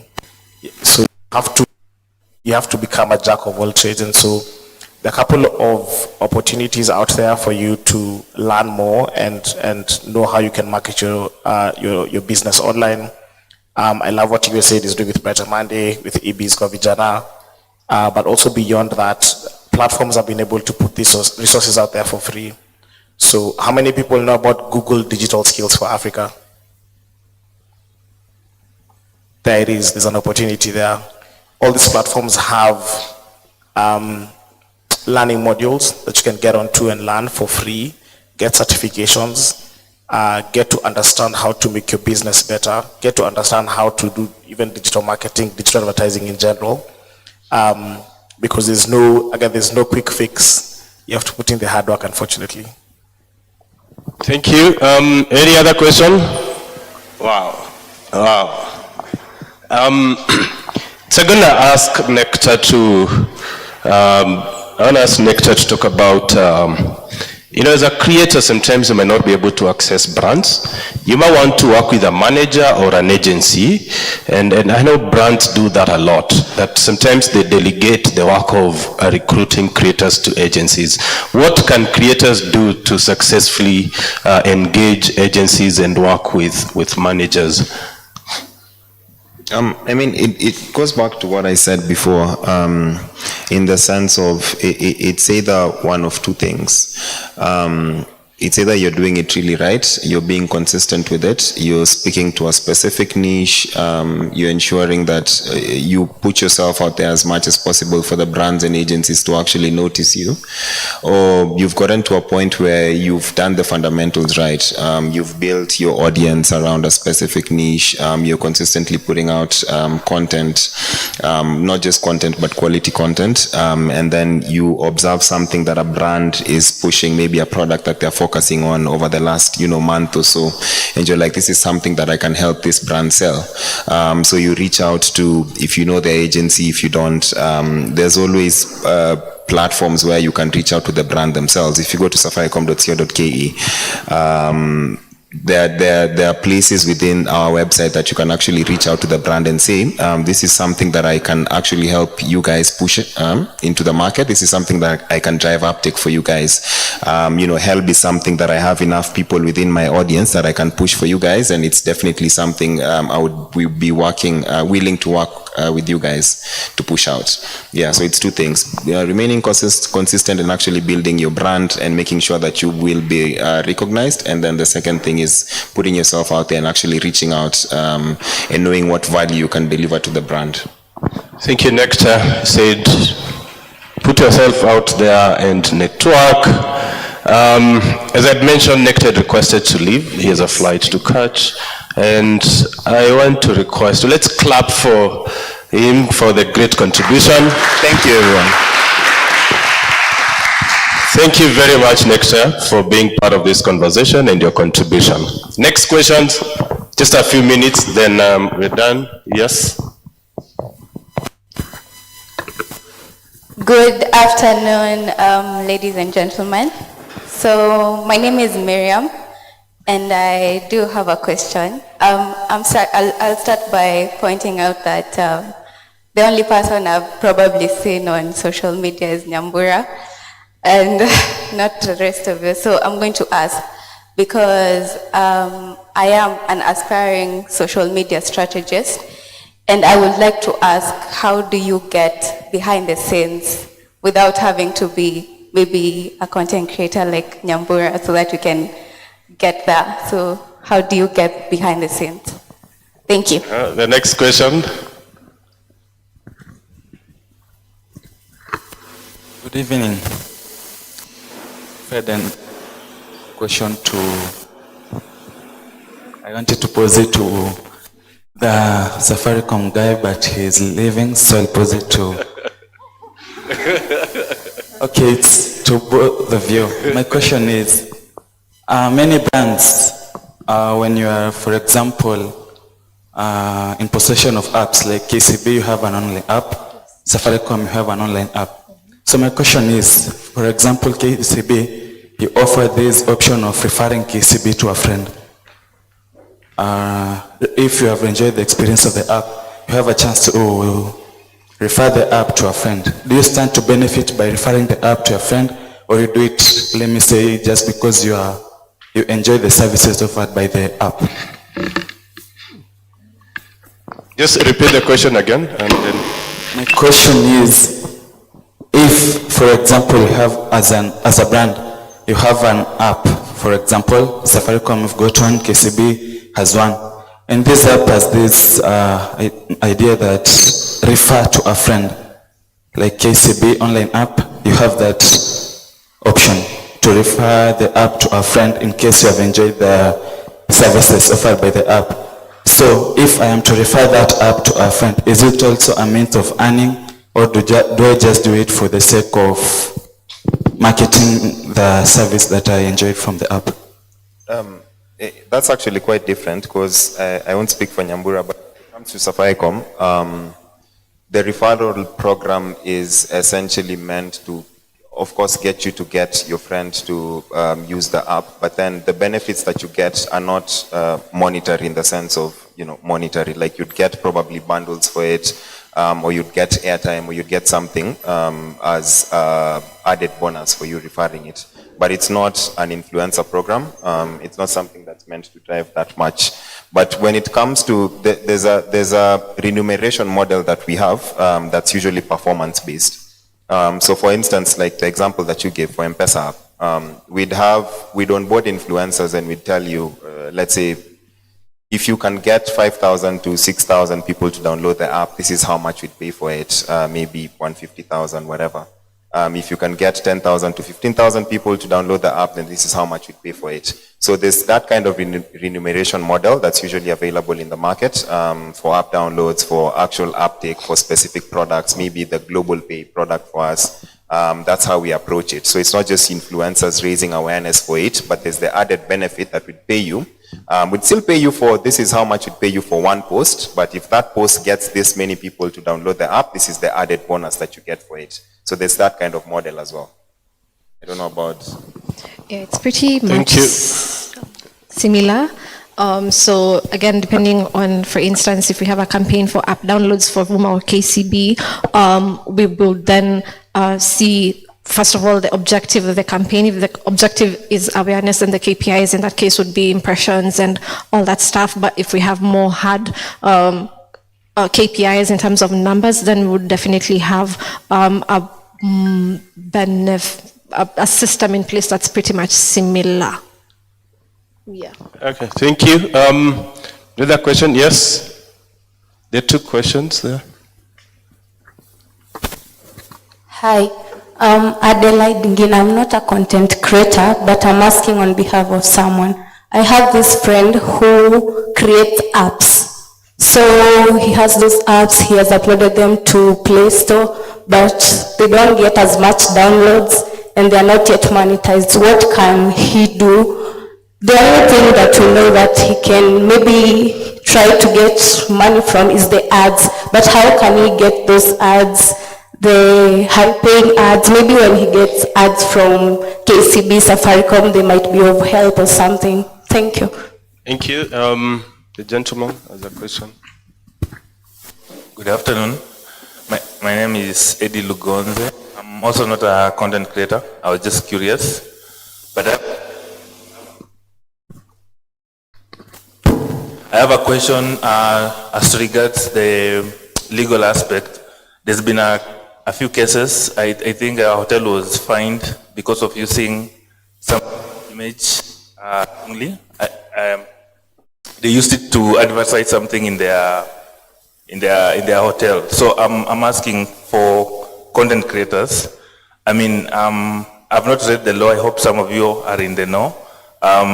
What is the legal liability for example, you are making a video somewhere and somebody passes and doesn't want to be in your video? I mean, are you protected legally? Does that person have a right to ask you to delete his image from your videos? Things like that. Abel, you can talk about advertisement. The first question around the social media strategies, right? Yes. Yeah.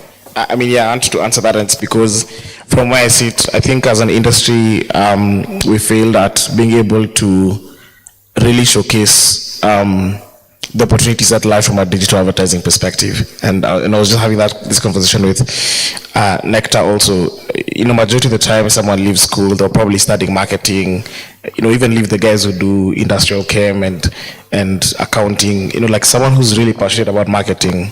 But the moment they join a company, they're told, you're the young person, so go do digital. But no one has really empowered you with the skills to do that. So what I'd easily say is the advantage of digital also is all that content is available for free. And so the first step is to be able to learn, know all these jargons you've had here, CPMs, agencies, brand safety, CTRs, learn what those things are, because those are the basics of you getting into digital advertising. The second would be being in spaces such as this, where the experts who can come and talk about it. And their communities, you know, people like the Marketing Society of Kenya, even your peers and your friends who are in the industry, it's important to talk to them to learn. You know, we talked about agencies quite a lot here. What's an agency? What's an advertising agency? What's a media agency? What's a creative agency? So once you're able to understand that landscape, you can then now start seeing the opportunities that lie within that space. There's another question on Yeah, the data protection. Privacy and protection. I'm going to be honest, I've not tried the law yet, but I do know a lot of brands are panicking, and even universities who post pictures of people on graduation. But I mean, yeah, it's an emerging space, and so what I'd recommend is, I mean, the first basic rule would be some of the global practices that are there. So things like the GDPR, which obviously covers majority of the EU region. There are laws like the CCNA. Kenya has been able to come up with its own, and that's why there's the Office of the Data Protection Commissioner. Yeah, Commissioner, yeah. And so, you know, the intersection of all those three things then now becomes what you can or can't do. But yes, someone can tell you to delete their photo if you record them by mistake. And second, actually, if I speak to someone like, I mean, a platform like X, if you post my phone number and without my consent, I can actually, I mean, Twitter actually takes it down automatically. So there are also policies that their own platforms have to be able to safeguard against that. You can comment about data privacy. Yes, so that it's true even for brands such as ourselves. We are in a bit of a shaky space in as far as data is concerned. So for you as a content creator, if you're creating content outside and you're going to capture people, make them aware and get written consent if possible. So that's one thing that we as a brand do to protect ourselves. So if we want to take photos of you at our event, we'll have a notice of photography that says this is an area where photography is going to be taken and we're going to use your images. And on top of that, sometimes we will have written consent. We're also getting into a space where, as a brand, we want to give tags to people, right? So when you're entering, you're registering, there will be tags, color-coded tags. So if you want to a photograph taken of you, you take a green tag. So our photographer will see you're in a green tag. That's basically consent. And also incorporating, for instance, you see those terms and conditions people never read when they are, you know, signing up for something, yeah, including a little clause in there that says we will take your photo and we will use it, and you, by ticking the box, you give consent. You know, those are some of the ways that we as brands are protecting ourselves. So even you as content creators, if you're creating content in a space that you're going to capture other people, get consent from them, so that when they come back and they're like, when they see the video has 1 million views and they're seeing an opportunity to milk from you, like, you signed, you gave me consent. So just think around spaces, things like that to protect yourself as a content creator, because it is becoming a big issue in this space where people are seeing an opportunity to milk brands because we used your image. So find a way as a creator to protect yourself in various ways like that. I think you're going to get maybe the last set of questions. 1, 2. Any other question? 2, yeah. Hi, my name is Amira Claire. I am not a content creator, but I am a social media manager. And I have 2 questions concerning that. Number 1, how do you as a social media manager like charge for what you're offering? Number 2, sometimes a brand will employ you as a social media manager and you're doing the work and you're consistently posting, but somehow some brands expect you to be like a magic pill. Like, because I started managing your social media, you expect the sales to skyrocket, but contractually I have done everything I was supposed to do. I have posted the content, I have done it consistently. So how do you deal with that, and how do you negotiate along those lines and try to make a brand understand that this content journey, it's a long haul game. Eventually you will start to see it amounting to $signs, but for a start you're just trying to create an audience. Thank you.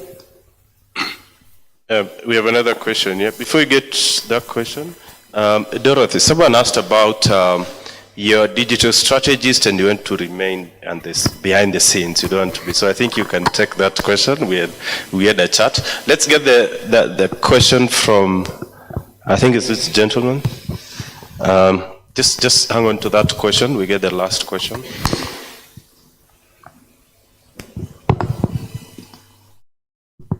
So hi, I'm Don Patrick. I'm a content creator, a TikToker. So someone said that if you want to get an opportunity, you go for it. Like, if I know that naweza kufanya advert vizuri, I go for it. I come ask you. But now my question is, do people check your DMs? Because you make us look like simps. Literally. Thank you. Some girl there talked about numbers. I think my TikTok channel has good numbers. But nimesimp for over 4 companies, 4 dating sites. Message has not been opened. So when you tell us to go for it, what do you mean? We continue simping like kila siku hapo nyorosha kila siku. Ama what do you mean? Thank you. Thank you for that question. Yes, Doris. You can answer the first question. Okay, thank you. I'll answer the first question. That was the lady who asked, how can you just be behind the scenes and not, if you're not in the actual work of content creation on a daily basis. I would say you can collaborate with other content creators, or identify an area that you want that is of interest to you, or like the lady who is a social media manager. I don't know how you kind of delink the two, but once you work with people who are in a certain field and you're behind the scenes where you have identified what it is that you'd like to get into, you can now, if it is managing the account, but you have to collaborate with the creators, like who are on the front facing side, because you will realize for you to have the numbers that the brands are talking about, for you to have an audience, there has to be something that is continually going out. Now for you, it is you will need to grow yourself, learn a lot in the specific area you'd like to grow in. If it's like, for example, the Google Digital Skills for Africa, utilize such platforms, or the one that has been mentioned by Nectar, so that you grow yourself, and then you can be able now to be behind the scenes. You're not specifically the person who is being seen on the front. The reason why Martin was saying we had a discussion about it, because some people, we will call them silent followers. You see in WhatsApp groups, there are people who, they have a lot they can offer, but they have not yet gotten to the point where they actually want to say something. But you have to believe yourself. Barbara talked about believing in yourself. And if you don't want to be the front facing, be an enabler, work with a team, give your strength in that particular space, and then of course through the training you have undergone, there is something you can give. So don't cover what you have, just go for it. For example, personally, that's why you're saying you may not see my personal pages. I have really delinked my personal life from my work. So you will mostly see what we do as a team as DiscoverJKUAT, but my personal pages may not be as vibrant. So that could be the difference. Yeah. Watu wana simp kwa groups. Yeah. I think before I go to the simping question, right? I'm just going to try and answer you, right? So you talked about guys want to see sales, no? Right? So guys have to understand marketing and the funnel. So you know how a funnel looks like, right? It's like this, right? So at the top, you've got to create awareness and visibility. No one knows you, no one will buy from you. That's why people are putting up billboards and creating that big brand feel. So if guys don't know you, there's no way they're going to buy from you. So you need to be very, very specific about what kind of metrics are you chasing. So if it's brand awareness, which is usually at the top of the funnel, then brand positioning, how people feel about the brand. It's also very, very important. You guys know Viusasa, right? But how many guys use Viusasa? Yeah, so the positioning wasn't really good. So that's where user education comes in. A lot of, you know about insurance companies, but then there needs to be a lot of user education that needs to go in. So you need to be able to find a way of measuring that metric for user education. Then metric for brand uptake, that's lead generation and the people who actually buy. Maybe it's a product market fit problem, right? So that it's like someone trying to sell you those old cameras that we used to have that unatoa film. So what's the product market fit? But that's another conversation which is actually found on that channel. Or it could be brand loyalty and advocacy. Loyalty is when people keep on coming again, and advocacy is when people start even using it as a ritual term, like Uber. Let's Uber to Westlands, right? Now it has become a ritual in the sort of, it has become their DNA. So my advice to you, go look at the brand, try to understand the brand and the metrics that you really want to pursue, and where the brand is, the stage of the brand. Another thing, also know the personality of the brand. As a marketer, to be honest, there are some jobs I say no to, because I understand that personality for this brand, like, we clash. I'll give you an example. There are some brands which are variety seeking, like someone will want to test different types of chocolate. It's so easy to sell FMCG. There are some brands which are, needs a lot of user education, like insurance. And not everyone will buy. That's why their penetration is 4%.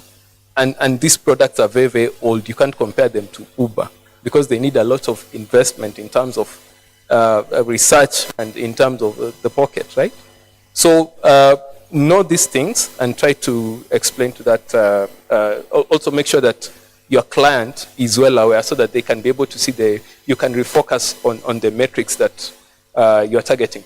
For the person who wanted to stay in the background, I understand very well being a recruiter, right?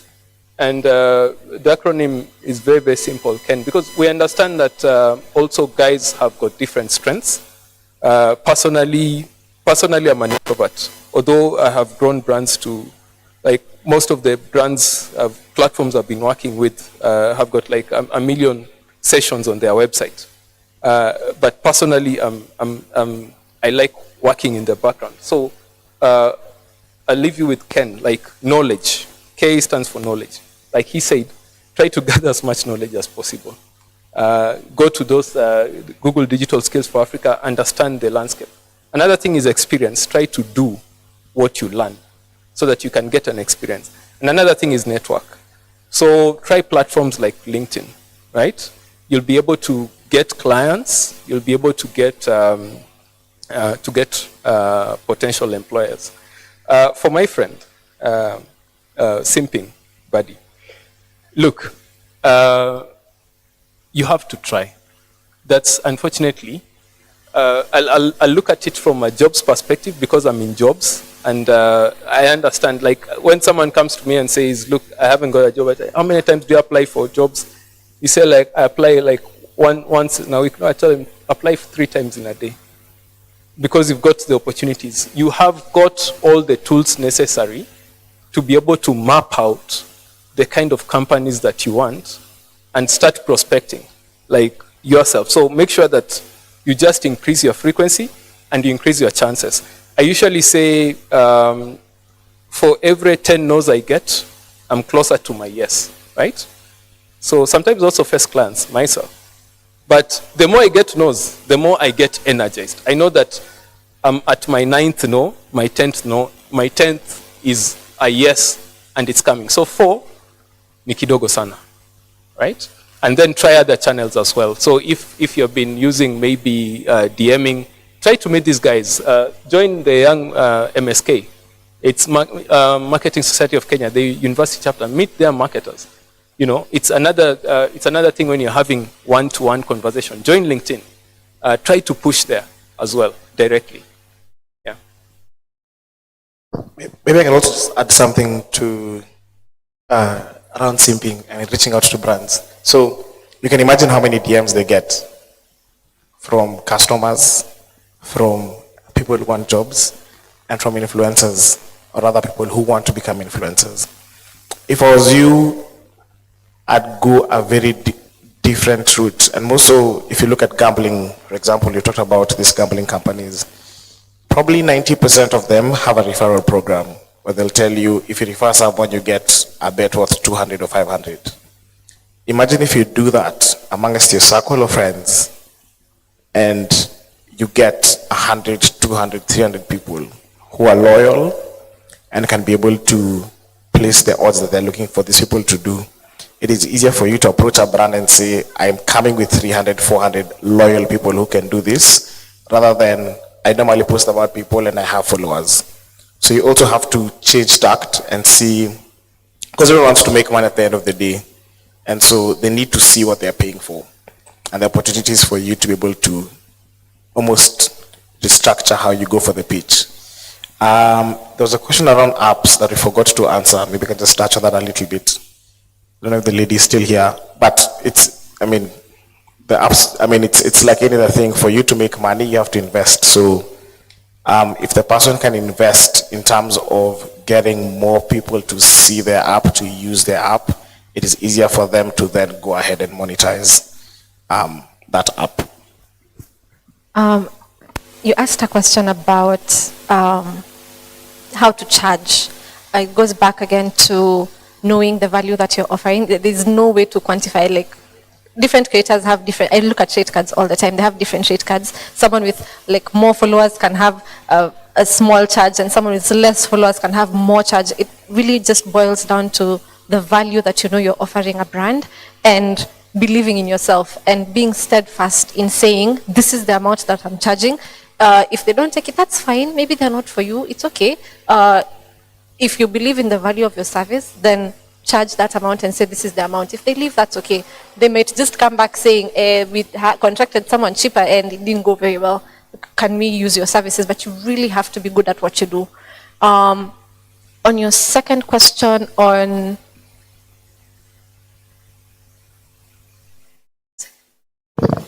Simp. Pushing, yes, you have to be, again, you are the expert in your field. If someone is pushing you for sales and you know the campaign, what you're doing is more of an awareness, tell them. Don't be afraid to tell the client. Even, I'll tell you for a fact, even us as the marketers in our space, sometimes our bosses push us for things that we know do not make sense, and we tell them, as experts in our space, this does not make sense to us. Don't be afraid to tell, it does not make, if you want sales and your product is not known, you know, you're the expert in that space, advise them and tell them this is how it is, and be steadfast in your decision. For your question about simping, he's right. We receive a lot of DMs, so that's one route that you can take. Additionally, find out the agencies that manage these big brands, because I can tell you for a fact, we don't do marketing ourselves. One of our agency people is here. Safaricom have an agency. All big brands have agencies. They hardly do the work by themselves. Find out who these agencies are, reach out to them, prepare a nice rate card, a nice bio of yourself, the work that you've done, the numbers that you can bring. Find out if there are networking events that you can attend. They have events like these ones, attend, find out who is the social media lead at this agency. Talk to them, pitch yourself. So aside from reaching out to us on the DMs, because you're right, we'll hardly see those DMs, network and talk to these people and find out the agencies that are managing these companies. For your question about behind the scenes, yeah, in the creative field, there are very many opportunities for you behind the scenes. You can learn animation, you can animate. Nowadays I'm seeing a new trend in creating faceless videos. Like, it's just an animation, but there's no face behind it. Is that something that you want to get into? Graphics, is that something that you want to get into? Script writing, I can tell you for a fact, someone like Crazy Kenna has a whole team that is a videographer, that is a script writer, director, in as much as, yeah, he might have a little say in some of those aspects, but he has a team. Is that something that you'd want to explore creatively? But then on the digital space, as they said, there's opportunity in digital marketing, social media management, SEO specialist, SEM. Can we come to you for social media marketing? So there's countless opportunities for you behind the scenes if you're truly passionate about creating and content. Let me add one last thing about pricing as a social media manager. I'd also recommend to think outside the box and don't always look at it as each time I post or each month you give me 10,000 Kenya shillings. What if you tell them you want sales, I'll give you sales. So with every sale I make, you give me 10% of that money. And you can track that. If you're willing to do it, you'll make your money. So everyone is still learning digital, and the faster, the quicker you are at doing it, the better and the more advantage to become.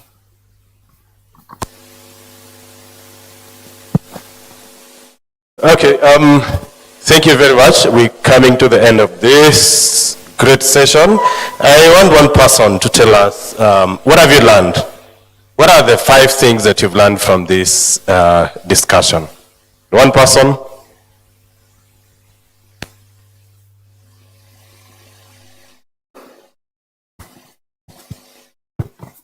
Okay, Nadella. And the 5 things discussion, you have to get your audience hooked. 2, we have brand safety.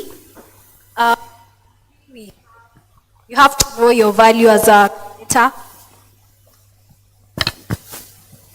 You have to know your value as a creator, even as you put your prices out, you know you're worth that.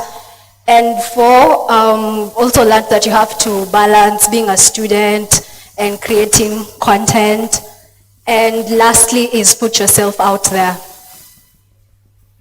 Thank you. Anyone else? This is a gift from Eric Brightamani. So it's a water bottle. I talked to Barbara, and Barbara told me atawapatia loan. So hapa nje mtapata loans. 5 things you've learned today.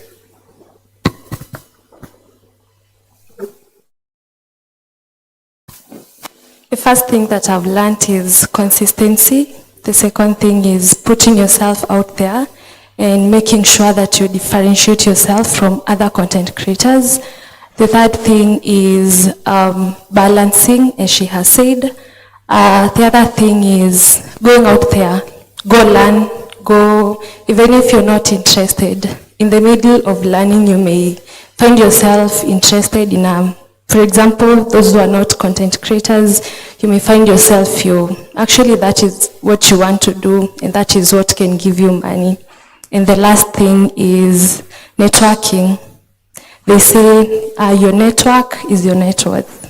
Yeah. Thank you. Nitakupatia airtime and nilipatiwa na Nectar Safaricom. So thank you very much. As we get to the tail end of this, I want to ask the panelists to give us their parting shot. And as you give us your parting shot, tell us, what do you see the future of content creation and monetization? So I'll start with the second question around the future. You cannot have a conversation around the future without talking about AI. So I'll be cliche and say, yes, there's a space where AI is going to be, is going to play, sorry. But as much as that's the case, I'd still am of the opinion that for AI to work, and mostly in countries like ours where we're not the ones building these learning models, it's going to take time for us to localize our learning models and have an AI that thinks the way a Kenyan thinks, or thinks the way a Brian Kenyan thinks. So there's a long way there's a long way for us to go. And then finally, I'd say cultural relevance. I'm very big on that. So more and more it's becoming apparent that if you cannot relate to your audience, and not just as an individual, but also as a brand, it's going to become harder and harder for people to sell. So it's no longer about the bank with the lowest fees. It's no longer about the car that goes the fastest. It's about what does that brand do and what spaces are those brands in to meet their consumers. So that's where I see that going. In terms of my parting shot, I'd say learn. I know it's not the best thing, but for you to, with digital, it's a huge opportunity there. and no one is doing it. So jump on it, learn as much as possible. All the resources are out there, they're free of charge. Yeah, and take advantage of them. I think I'd pretty much say the same thing in as far as the future of this space is concerned. And AI is such a big aspect of where the digital space is headed, so much so that KCB Foundation signed an MOU with a major AI company to offer training and skills to young people around that space. So check out the KCB Foundation website for more information. But yeah, please be sure to keep yourself up to date with the latest in this field. And in as far as my parting shot is concerned, again, being just learn, imagine, upskill yourself. And I tend to say that content creation has a shelf life. There's always going to be someone who's younger than you, who's hotter than you, who's more funnier than you, who's whatever more than you. So you need to have a backup plan. So to also speak to what Desmond said, don't let go of your studies because you want to be a content creator. You need to have a backup plan. I had a background in marketing, and so when I felt like content wasn't serving my needs, I went back to corporate. So you need to have a plan B so that you're not coming back to us. You know, you're not coming back to the public with a pay bill number for us to contribute for you. So have a plan B, and again, just upskill, learn as much as you can, and keep yourself up to date with what's happening in the digital space.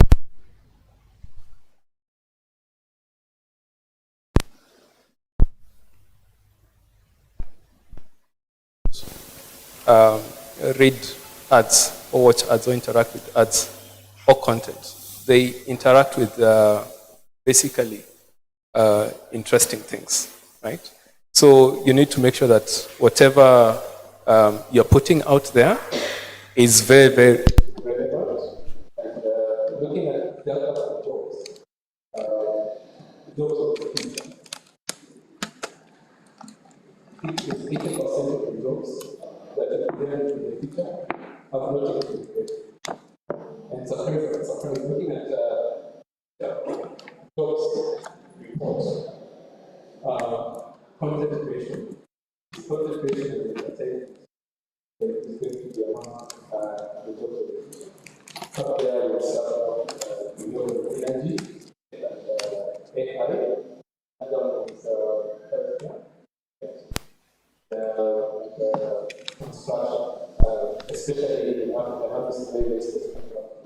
Because the jobs of the future for Africa, surprise, are different from the jobs of future in Europe. But then content is going to be somewhere there at the top, because people are into user-generated content because it's more relatable.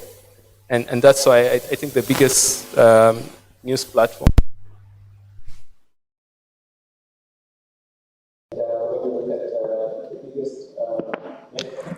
where the most stuff is YouTube, Twitter. That's what the future is. That's what the future is. So it's definitely a game changer. User-generated content. That's it. So for me, I would say that you do well to learn, as has been mentioned, but you can go a step further. Access mentorship. Identify mentors, because you can learn on your own up to a certain point, but for you to be able to learn in that particular space, you need mentors. So as you network, ensure that you're identifying who you can work with, who you can work under, who you can emulate, or engage them. And sometimes some mentors, you approach them. Actually, a good mentor is one that you have identified. You feel that you are on the same platform, you can discuss, and you can learn from them and approach them. There are others who you will learn from a distance, but the bottom line is don't go it alone, so that you don't have to learn afresh everything from the ground up. Right now, there's a lot of an opportunity around the space of the people people who are having SMEs, the SMEs and the micro, they need people who can help them make sense of their data. So we are doing AI, but also there are people who have platforms, they are selling. Like, I like what my friend is doing here. She's here because she wants to learn how she can work with the digital platforms, not only to sell, but also to get more value from that data. There's a lot of data around, and there are many, many companies who have a lot of data, they don't know how to make sense of it. So how to get insights from that data, to be able to transform it into a way that they can, grow their businesses or even target their customers better, that is also a huge opportunity. Learn all these data, data analytics. There are many, many online courses on data analytics and consumer insights. That's also a space that you could get into. Thank you. Thank you very much. We'd like to thank all the speakers for creating time to be part of this and sharing your knowledge. It's been a valuable session, and I believe we've learned a lot of them, from them, and I want to ask you to...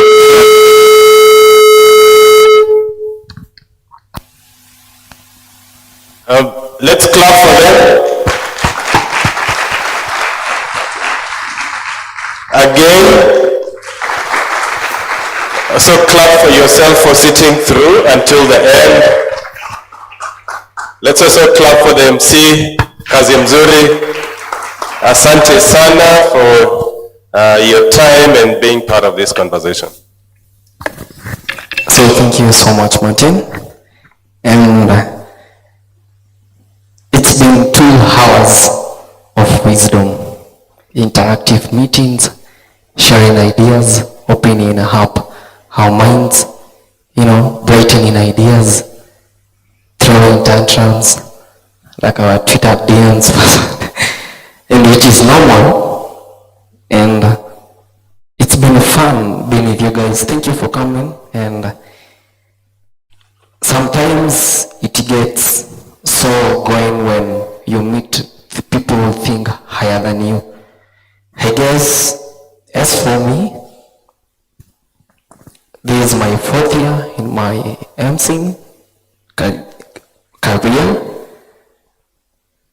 Luckily enough, I've done for TVs, I've done for radios, with no communication, no mass communication, no journalism skills.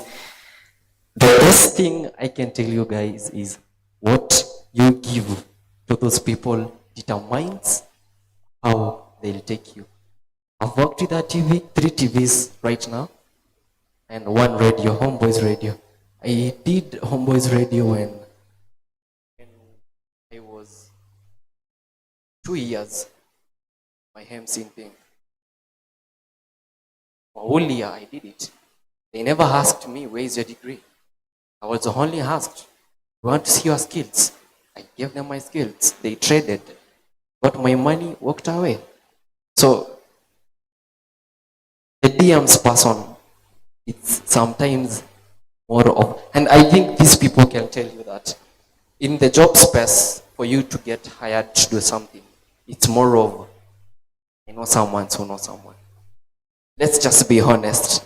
I've seen that thing work is always, if you want to get a company to work with, Abel, go to Abel, tell him, Abel, meet someday, isn't you? So as we live here, I expect that probably Barbara, will get a girl here like Rhoda. Rhoda will tell Barbara, hi Barbara, it would be nice to us. Can we share our contacts? And I know Barbara probably, she'll say, text me on Instagram or Facebook or something, until she feels that whatever product you wanted to show her is worth her having your number. Then she'll get you her personal private number, then you guys can talk past that. I guess that's how most it works. And for KCB, you talked about Puma.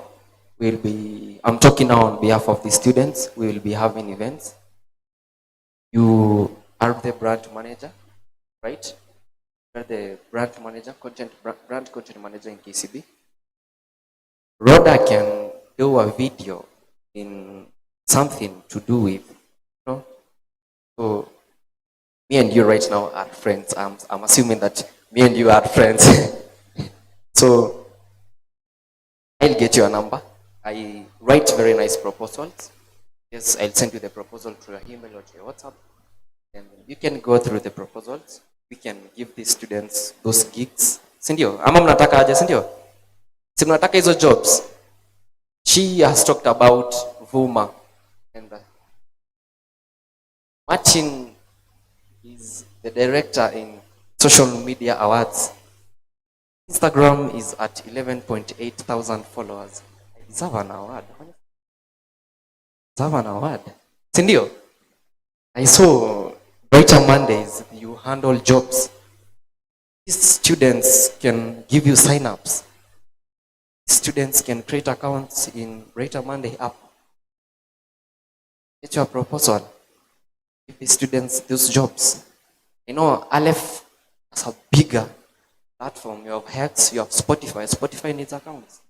If I send you a nice proposal, you can tell these people, if you refer me 10 people, I give you 1,000 bob. That's what it's, Sindio.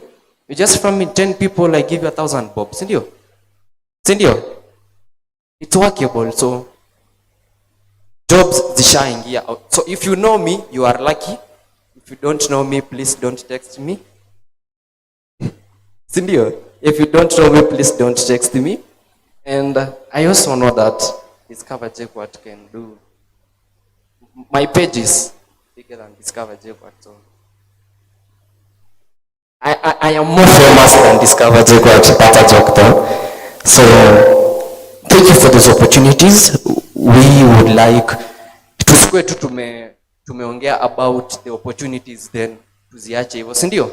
So hizo opportunities wamesema about the jobs, the gigs zitaanza leo. So if you have my number please.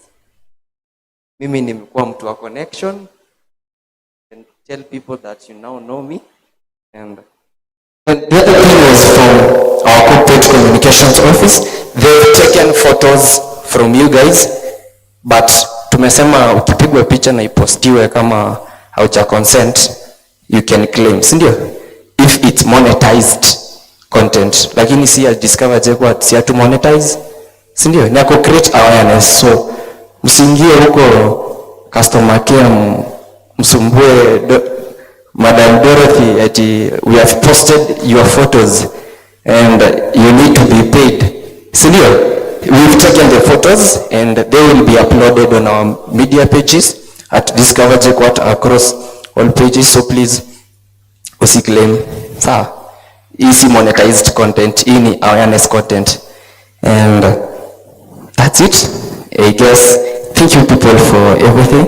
And before I wrap it up, I have seen some JKUSA leaders here. It would be very bad if I didn't recognize the student leaders. So Gary, you can stand up and wave.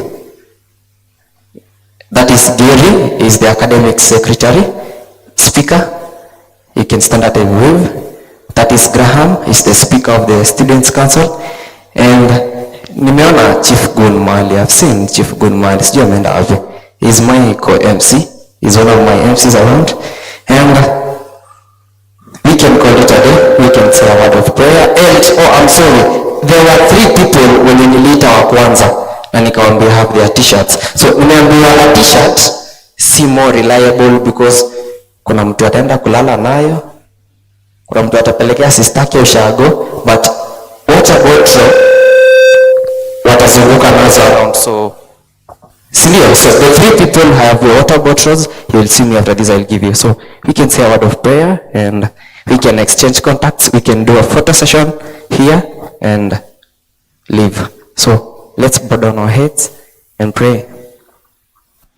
Lord Jesus, this mighty evening, we bow down our heads in believing, in trust, in hope, with faith, that Lord, what we prayed you as we started this session has come to a conclusion, and a good number of us have learned, have shared, have transformed our brains, have brainstormed ideas, we've enlightened each other. Lord, if the words that we say that do not align to your benevolence, Lord, we pray that you forgive us, or anything action that we may have done, in saying, in words, in thoughts, we ask for your forgiveness. And Lord, we pray for our panelists as they go back to their companies, as they handle their brands. Lord, enlighten them, provide their companies with more money, so that they may come back to JKUAT and engage more students, more enlighten more people. We pray, Lord, that you may touch their personal lives and that you may bless each and everyone who is here. And our biggest community, that is JKUAT, is students, is staff, and all the stakeholders. We pray you, Lord, that you may bring down your power, that you may guide us as we walk home. Let us be safe. Let us be happy. Let us be engaging. Let us be fruitful for our lives. We pray, trust and believe in your holy name. Amen. And now may the grace of our Lord Jesus Christ and the love of God and the fellowship of the Holy Spirit be with us now and forevermore. Amen. So tutasimama hapa, then on these staircases, then our panelists watakuwa nyuma, will do a photo, sindio? So please everyone, tusimame hapa kwa hizi staircases, then ya juu kabisa itakuwa ya panelist na MC, definitely, huh? Sindio? Then we'll do only one photo, at least you can post it to your nini, sindio? So please, kujeni here, we do a photo, please.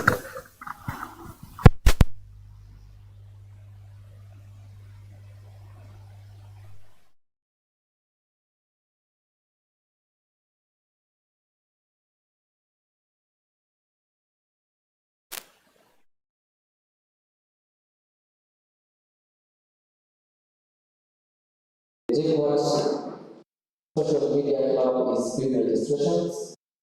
Content Creators Club. JKUAT Content Creators Club is free registrations. For those who are willing, we can come and register. There is a form that is going around. So please, stop it. Please don't leave. Don't leave. Please. Let's do a photo. What are we incorporated about it?